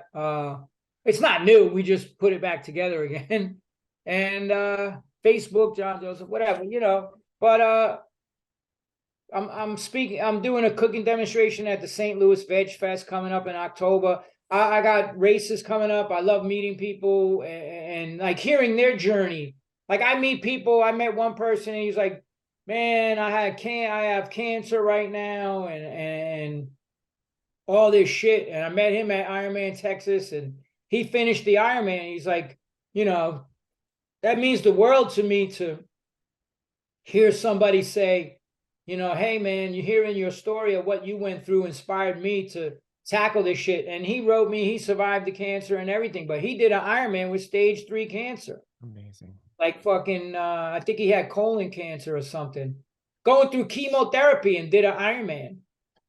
It's always that first step. That's what I tell people. I just saw a BJJ instructor, right? And he held up 2 belts, a white belt and a black belt. And he said to his students, which is the hardest belt to get? And everybody said, the black belt. He said, no, the white belt, because that required that initial step of you showing up. And that's what most people don't have the discipline to do. They don't start. So you have to start. Take the first step. When I did Kona Ironman World Championship, I placed top 10% in my age group on the planet. I did Kona twice, 2016 and 17. And when I did it the first year, I came out of I got on NBC Sports, and I didn't even know it. And I had just come out, I had dreamed of doing an Ironman my whole life. Getting goosebumps talking about it, but in particular, Kona. And here I am, and I come out of the water, and I'm standing there, and I'm like tearing up as I'm getting my bike ready, taking it out of transition. And I just got reflective. I'm like, I'm at Kona World Championship, like something I dreamed about for fucking 40 years, man, 30, whatever, almost 40 years. And now I'm about to go ride on the Queen K, man. And I didn't know the camera crew was over there in that moment filming me. And the voiceover said, no doctor can write you a prescription for this. And in that same race, there was this guy that went through cancer, got chemotherapy, was in the hospital for months, and then needed a heart transplant and was still in the hospital, but always wanted to do Kona World Championship. They do the athlete stories on NBC, and they did his story. And he said, my first step was crawling out of the bed over to the wall and standing up. Imagine that. There wasn't a fucking dry eye. When that guy crossed that fucking finish line, it was unbelievable. You see these guys with veterans with legs blown off and all this shit. And it's like they're testing themselves. So test yourself. Take the first step. Don't be a 1 day motherfucker. Be a day one motherfucker. Be that person that says, today, I'm going to not do drugs. I'm not going to drink. I'm going to start training. I'm going to get on a better diet. I'm going to turn my life around. That's what it takes. Don't keep writing post-dated checks. It's like somebody gives you a check for $1 million, but you can't cash it till 2150. What fucking good is that for you? That's not doing you anything. Start today. Invest. Put money in that bank account. That's what it's all about. I love it. Well, John Joseph, here's to taking that first step. Here's to lighting candles, man. And we really appreciate you light coming more on. Candles. Everybody that hear this, you change, you go help the next person in line. Pay it forward. That's what my teacher said. You can never pay this back. You pay it forward. You go help the next person in line. That's the key to life. When you're always of service, there's no question of exploiting somebody else. All the bullshit goes away. Stay humble. Remain in a service position. Prabhupada always called it the service attitude. That's the positive mental attitude. That's the PMA. Right? Without that, what is there? What we have today in society. It's all over here. Just open that shit up. It's disgusting. It's disgusting and vile what humans are doing to each other now. And it can be better. We can do better. But don't worry about the next person. Fix yourself. Change starts with you. I always say charity starts at home. Fix your shit. Don't worry about what everybody else is doing. Put that science into your life. That's what I did. That's why, I just wish, my brother Frank, like he was so kind and good to everybody else and always willing to help. I just wish he had that same, he gave that same self-love to himself. That same love he gave to everybody else. I wish he could have just given it to himself, but he can't. He didn't. So I have to use his death in a positive way. I'm not trying to get sympathy. I'm not out for sympathy or anything. I'm trying to take a negative situation and make something positive out of it. Say, hey, man, you don't need to end up like this and my guitar player and all these other motherfuckers that died and ruin their lives and their families. I'll leave you with this one last thing. I've been feeding the homeless in New York since 82. KRS-One, I just posted a video, and he came up with his name by us going to the men's shelter. I'm the one that set that program up in New York in 82. So we would feed at Tompkins Square Park, and then we would go over to the men's shelter on 3rd Street where he was and feed there. And then if we had anything left after that, we'd go to the Bowery Mission. It was just service. I knew what it was like to be hungry, so I wanted to make sure people had good, clean, pure vegetarian food. That's where KRS-One got the Bhagavad Gita. If you look on my Instagram page, I posted a video of him saying that. I was hanging out. Hey, look, watch this. And then I'll tell you what my final point is. And it's about, where is it?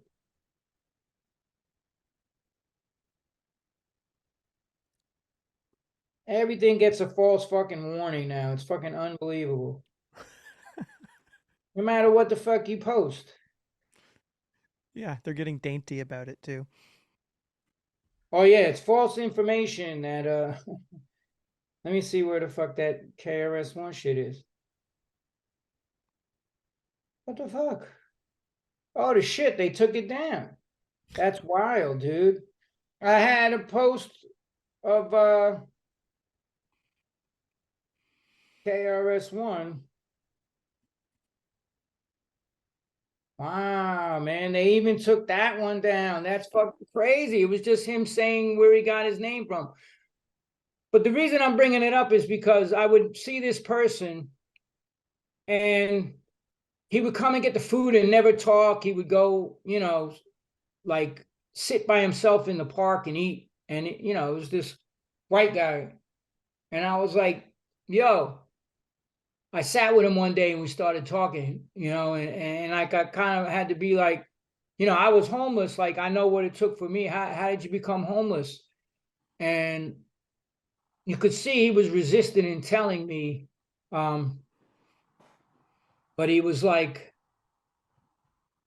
I was a stockbroker on Wall Street. I was making $250,000 a year, had the condo, the summer home, the cars, the wife and the kids. He said, my wife and kids were killed by a drunk driver. I dealt with that by drinking. Then I started doing drugs. Then I stopped going to work. Then I lost my apartment. Then I was homeless. So he said that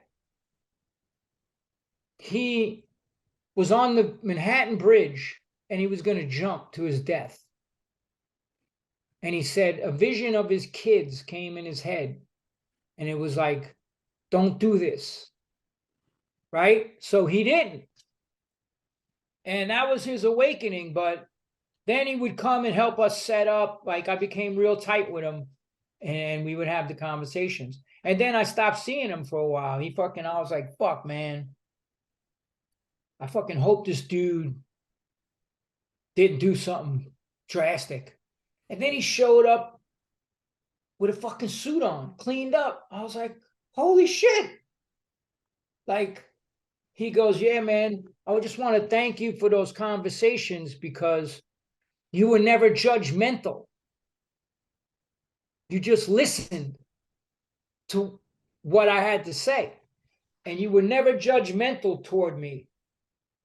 And I had this experience where I was going to jump and my kids came and then I said, I got to go to rehab. And he did. And he got, you know, and eventually he met someone else and started a family. Just like my friend Kevin McQuaid, I remembered his last name. He had cancer and he didn't have insurance. So he started robbing banks. He was on the cover of fucking the Post, like robbing banks to pay for his cancer surgery. And then they caught him on St. Patrick's Day, but he was getting fucked up in the meantime. And he got sent to prison and they took out all his intestines. And then he became homeless on the streets when he got out. And he was a fan of the Cro-Mags, so we would always talk. And, you know, I would find him, he got real bad. Like, I would find him, you know, just going to the bathroom on himself, laying in the hot sun. I always try to find him and feed him, you know. And then I stopped seeing him for a while. And I thought he died. Because the last time I saw him, he was really bad. And then one day I go into Angelica Kitchen, and he's sitting there at the fucking table when I walk in, smiling, cleaned up. I was like, and he goes, I got 6 months fucking clean, bro. And we were friends all the way up until, and he said the same thing. You never judged me. You always had compassion and tried to help.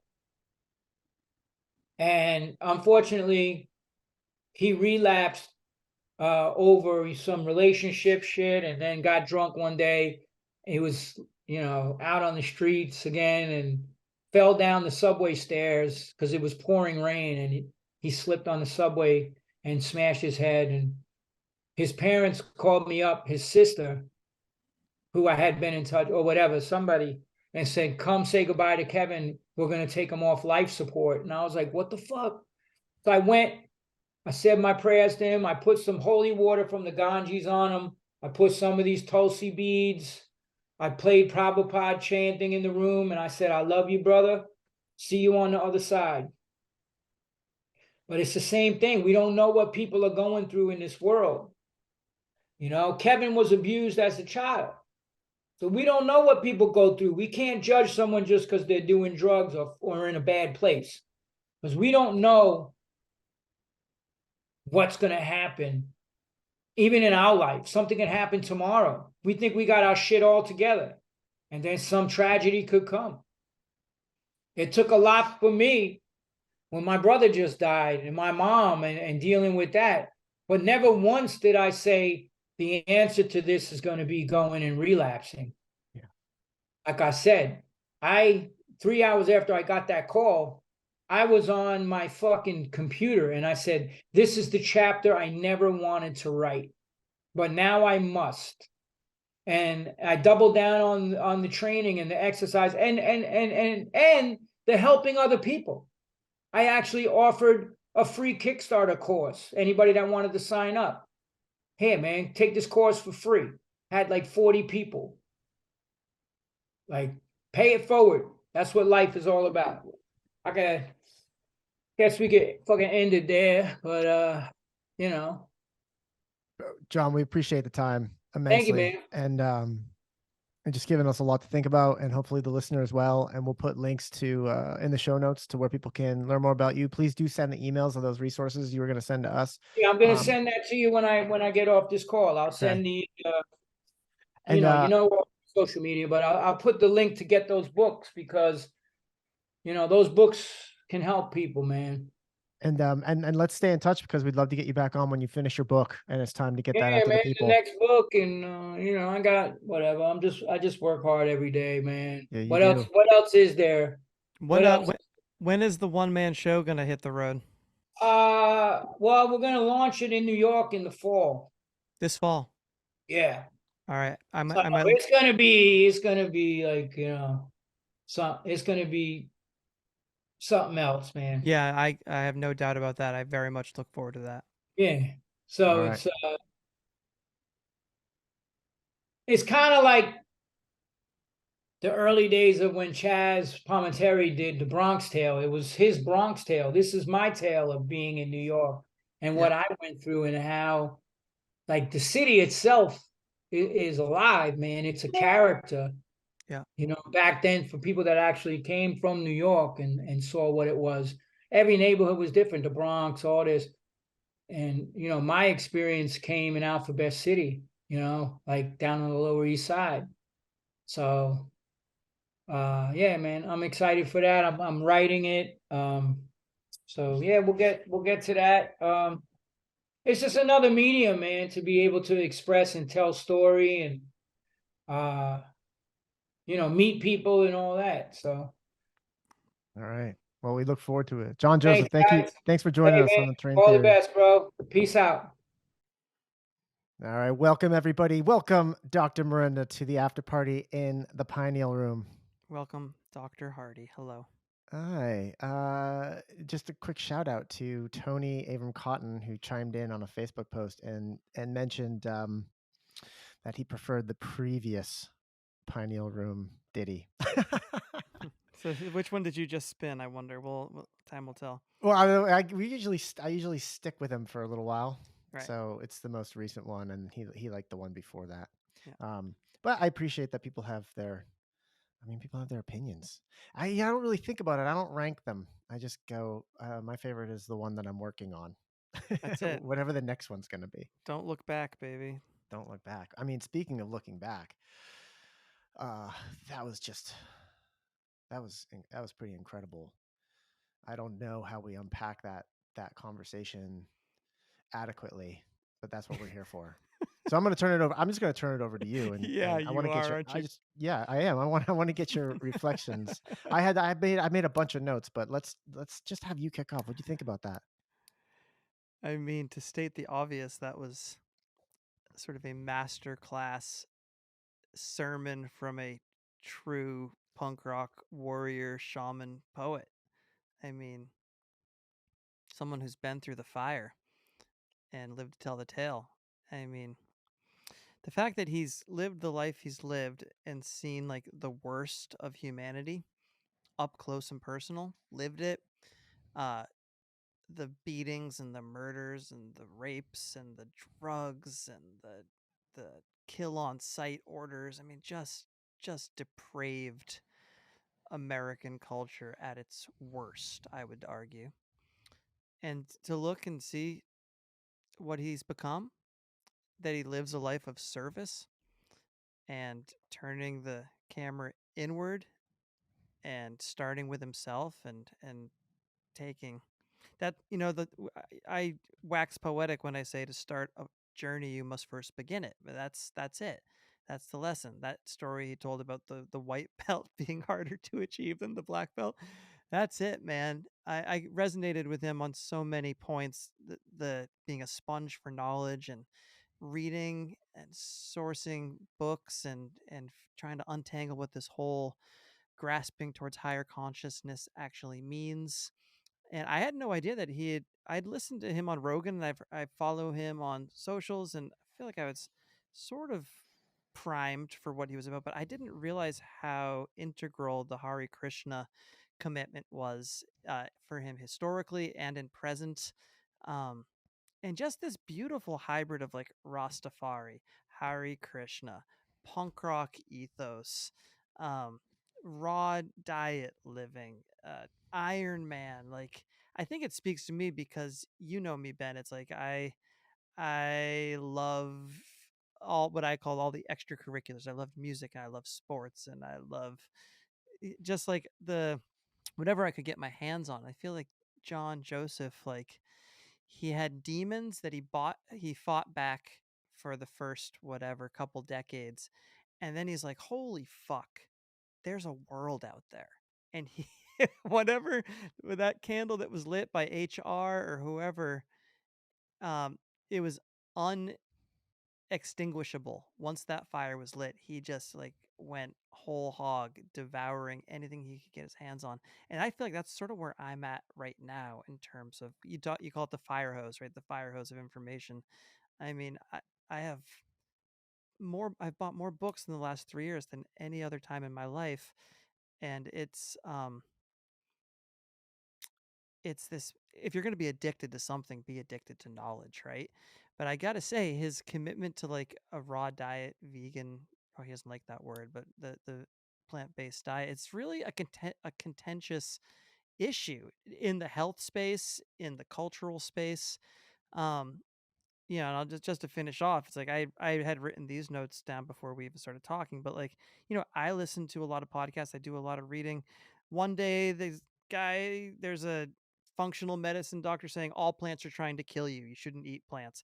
The next day there's a herbalist saying there's a plant or an herb for every illness. We should listen to our herbs. The next day you should only eat fruit to achieve enlightenment. And then the next day, the ancestral diet, the 14 tribes Weston A. Price studied, they were the healthiest, specimens of humanity. So it's like there's just a lot to sift through. But I gotta say, coming from a man like John Joseph, um, I'm more inclined to honor his wisdom with regards to diet from coming from a man like him, because he's really like tested the metal. um and there's the biological um approach to diet, but then there is that philosophical one, which I think is easier to brush off. Like, well, I've had vegetarian friends say, like, I don't eat anything with a face, or like, and John just said straight up, it's like, I don't want anything to do with mutilation and murder. And like, as a carnivore myself, I resonate with that ethos, but I conveniently do brush it under the rug.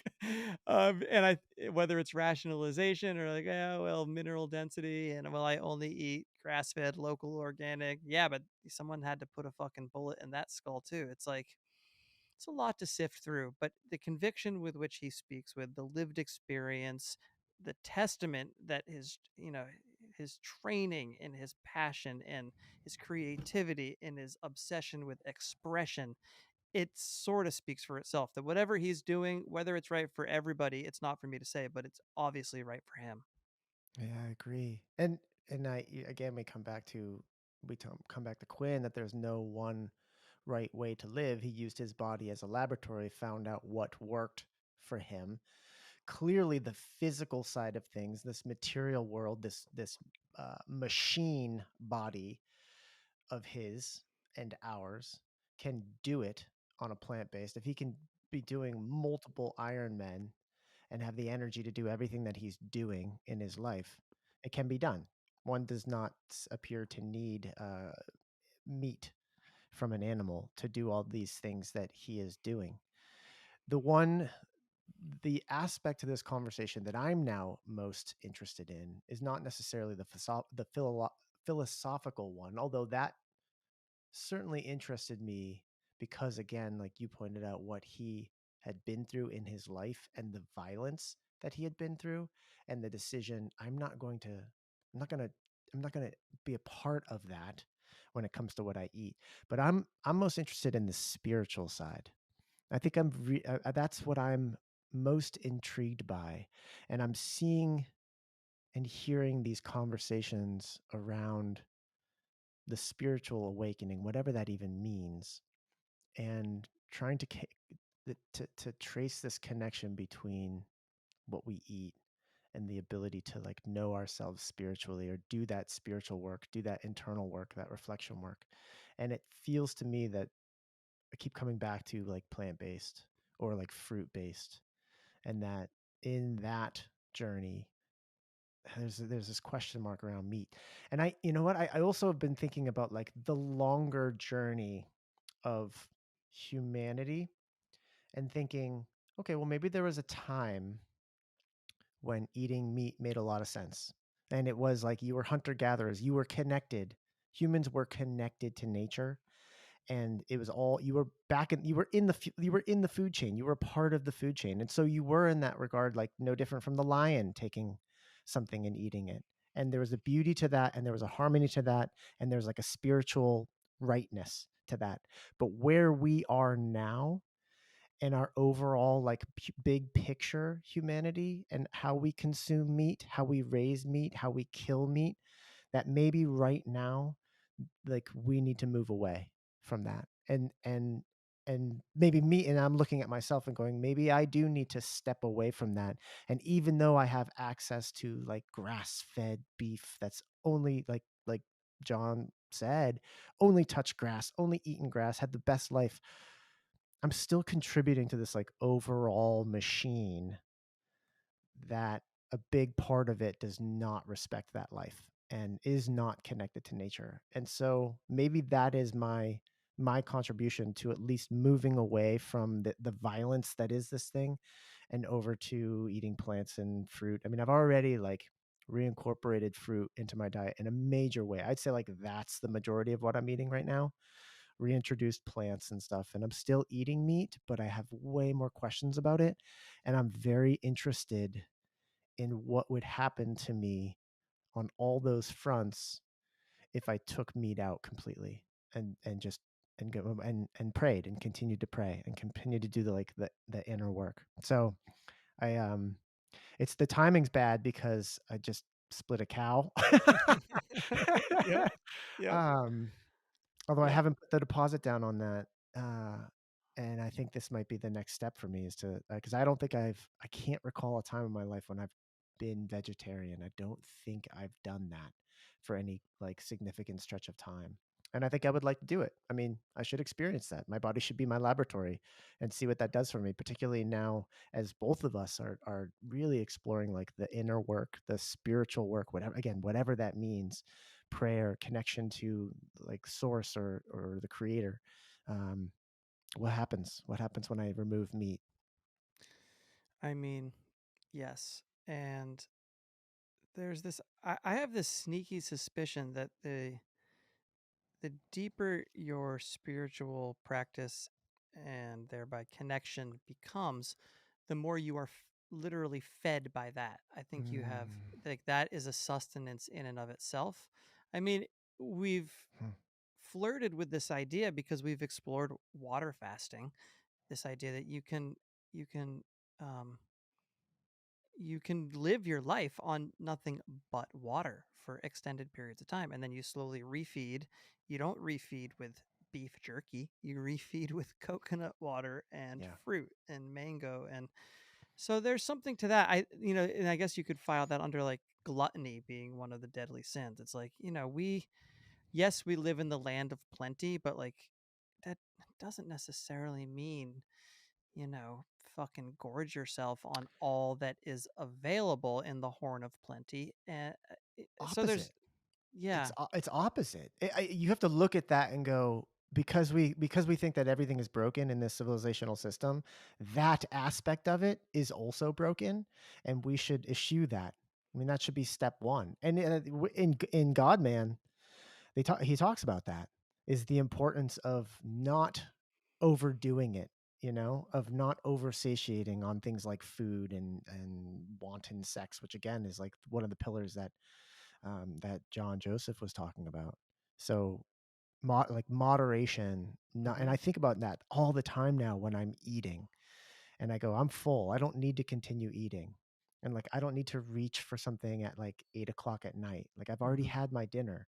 Because I think when you get full on that stuff down here, and you're not leaving space, are you? You're not leaving like space for the fullness that comes from, and the richness that comes from prayer and connection. I don't.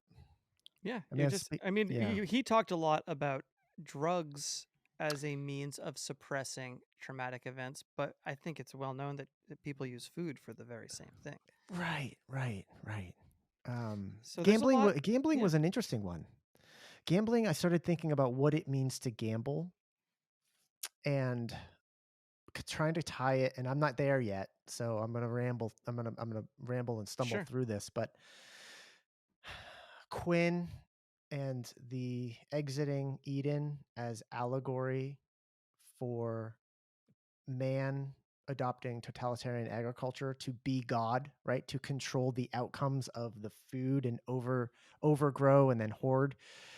And what is like this idea of gambling? You're trying to profit off of like the unknown, the thing that is unknowable to us as humans, and you are somehow like predicting or guessing or profiting off of it. Like, why is gambling held up as this thing that you should not do?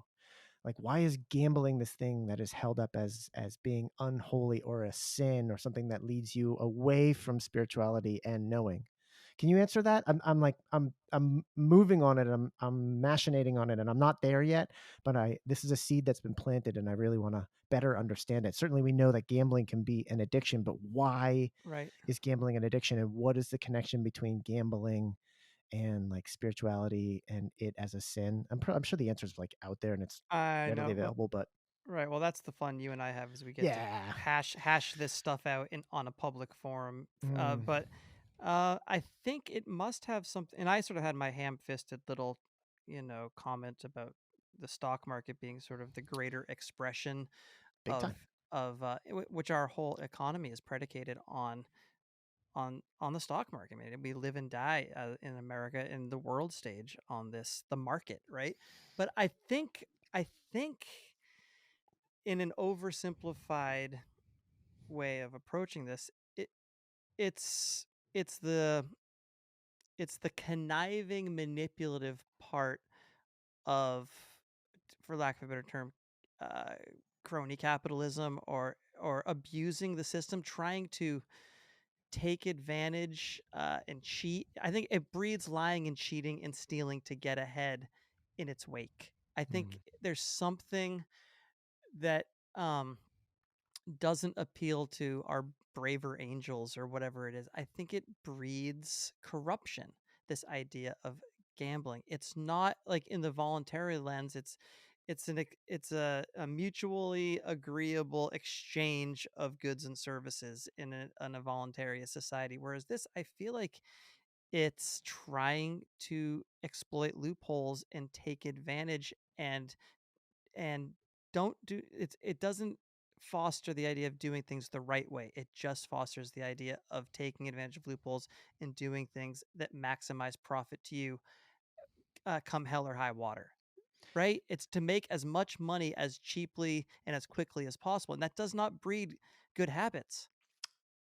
And I'm with you. I agree with you. That's the greed aspect, and that's like a morality thing. And I'm trying to go. I agree with you 100%. I'm trying to go a little bit deeper and like, what is existence?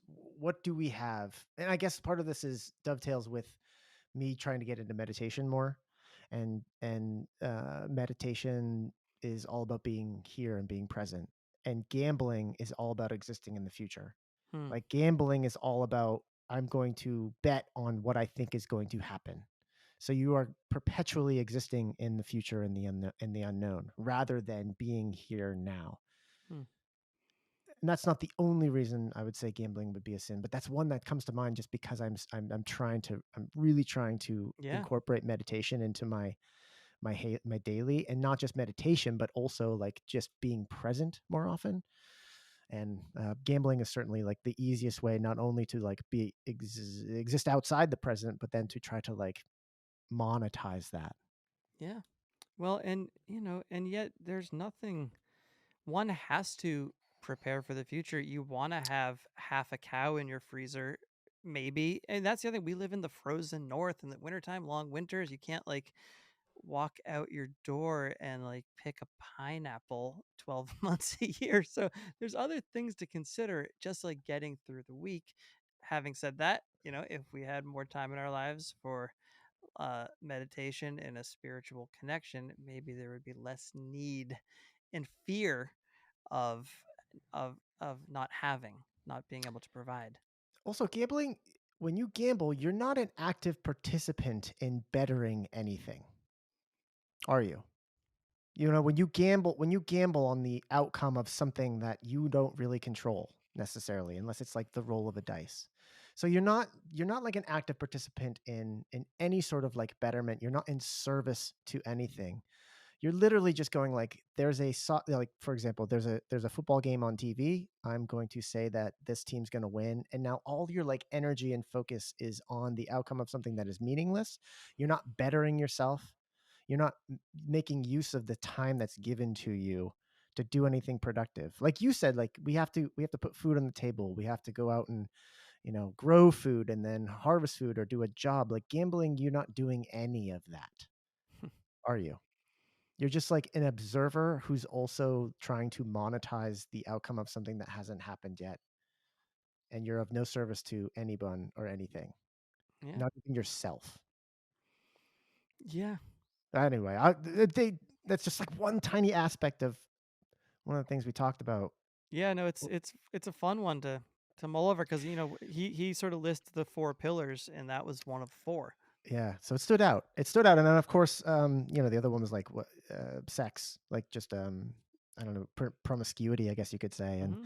and that that comes back to like Will Blunderfield and semen retention, and of course like God Man and like the Hmm. preservation of the seed, and Hmm. uh, that one's such a and the preponderance of porn in our world, and how easy with the internet, especially how easy it is for anybody to Hmm. access like porn unlimited. It's almost like this whole, anyway, that one I get. I mean, porn is the obvious, like, sort of extreme, Right. but any sitcom or movie or really any cultural media that you consume is just this sort of fast and loose culture. And the whole, like, pro-life, pro-choice debate. He posed the question. I've even heard Naomi Wolf pose the same question. Someone who's like a proud feminist from the left, like, that why do we have so many unwanted children? It's because we just exploit and celebrate sex as a Yeah. culture. We've elevated it to this place that is completely unnatural. So of course we're gonna be having a lot of sex and ending up with unwanted pregnancies, and that is not normal. It's not normal. No. No. Yeah. I felt like as we continued on with him, it just felt more and more connections and overlaps with where we are, and also where we've been, and some of the cultures and peoples and musics that we were steeped in I as know. like when he starts talking about like Whew. Rastafarian and Ital, it's like you have no idea how deeply that was speaking to me. I know. And I knew, and you as well. So man, what an absolute pleasure and honor to have him on. And I mean, isn't it? I love a guy like that where, I mean, first of all, congratulations for getting him on. I mean, he's a cultural icon and he's been on some pretty big shows. Um, so honored that he would do ours, but like we you were prepared, you're a pro, you got our list of questions. He does, it's a guy like that. You don't really need a list of questions no, because I mean, you just let him go. yeah, Let him go. We could have talked for 7 hours straight with a guy like that. easily. Yeah, really heartfelt, really genuine. I mean, he teared up several times. I teared up. It's like, Yeah. it's just a guy like that who can cut through the bullshit and get right to the heart of what matters. Like Yeah. that. No Yeah. time for bullshit. No. Well, I hope listener that you go check out johnjosephdiscipline.com. Go check out what he's up to as a coach, as a motivational speaker, also as an athlete, just an absolute badass athlete doing Ironman triathlons, and also the works that he's done, the books that he's put out there, the positive mental attitude, which he adopted from his time with Bad Brains, and now just permeates his life and the mission of his life. I think there's so much value there for anyone out there looking to better themselves. I think his story is just so compelling, and as a human, the human story is so freaking compelling. So I do hope that we can get him back on maybe when his book on addiction is ready to come out, because I think that's another fascinating conversation to be having around the idea of health and terrain. Absolutely. I'm really keen to see his one-man show. In fact, I have half a mind to try and book it at a hoot one of these days. I mean, come on. Yeah. Yeah. Hey, Mike, I'm going to put you on the spot right now. I'm not throwing you under the bus. I'm putting you on the spot. This is your chance to shine. Uh-oh. Two totally different things. You want to do the wrap up? Me?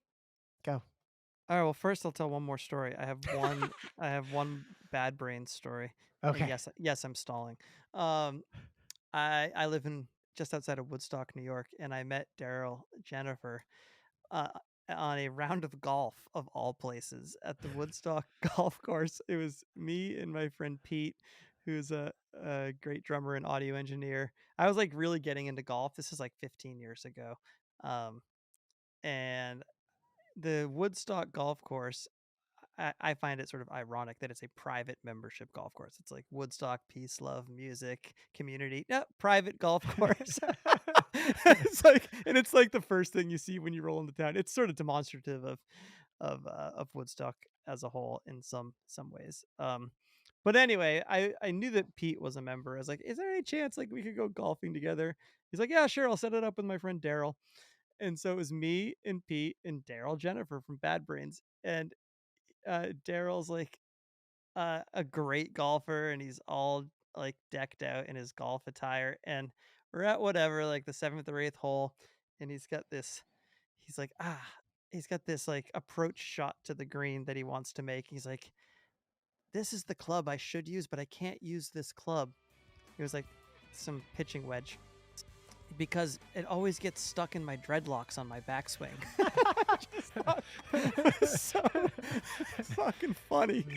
It just killed me that his dreadlocks were a liability for his pitching wedge backswing. Anyway, that's my only Bad Brain story. Amazing. But folks, nothing you heard here should be taken as medical advice, as Ben and I are not medical professionals. We are podcast doctors, and you are love, you are light, you do have it in you to be disciplined, and we'll catch you on the next one.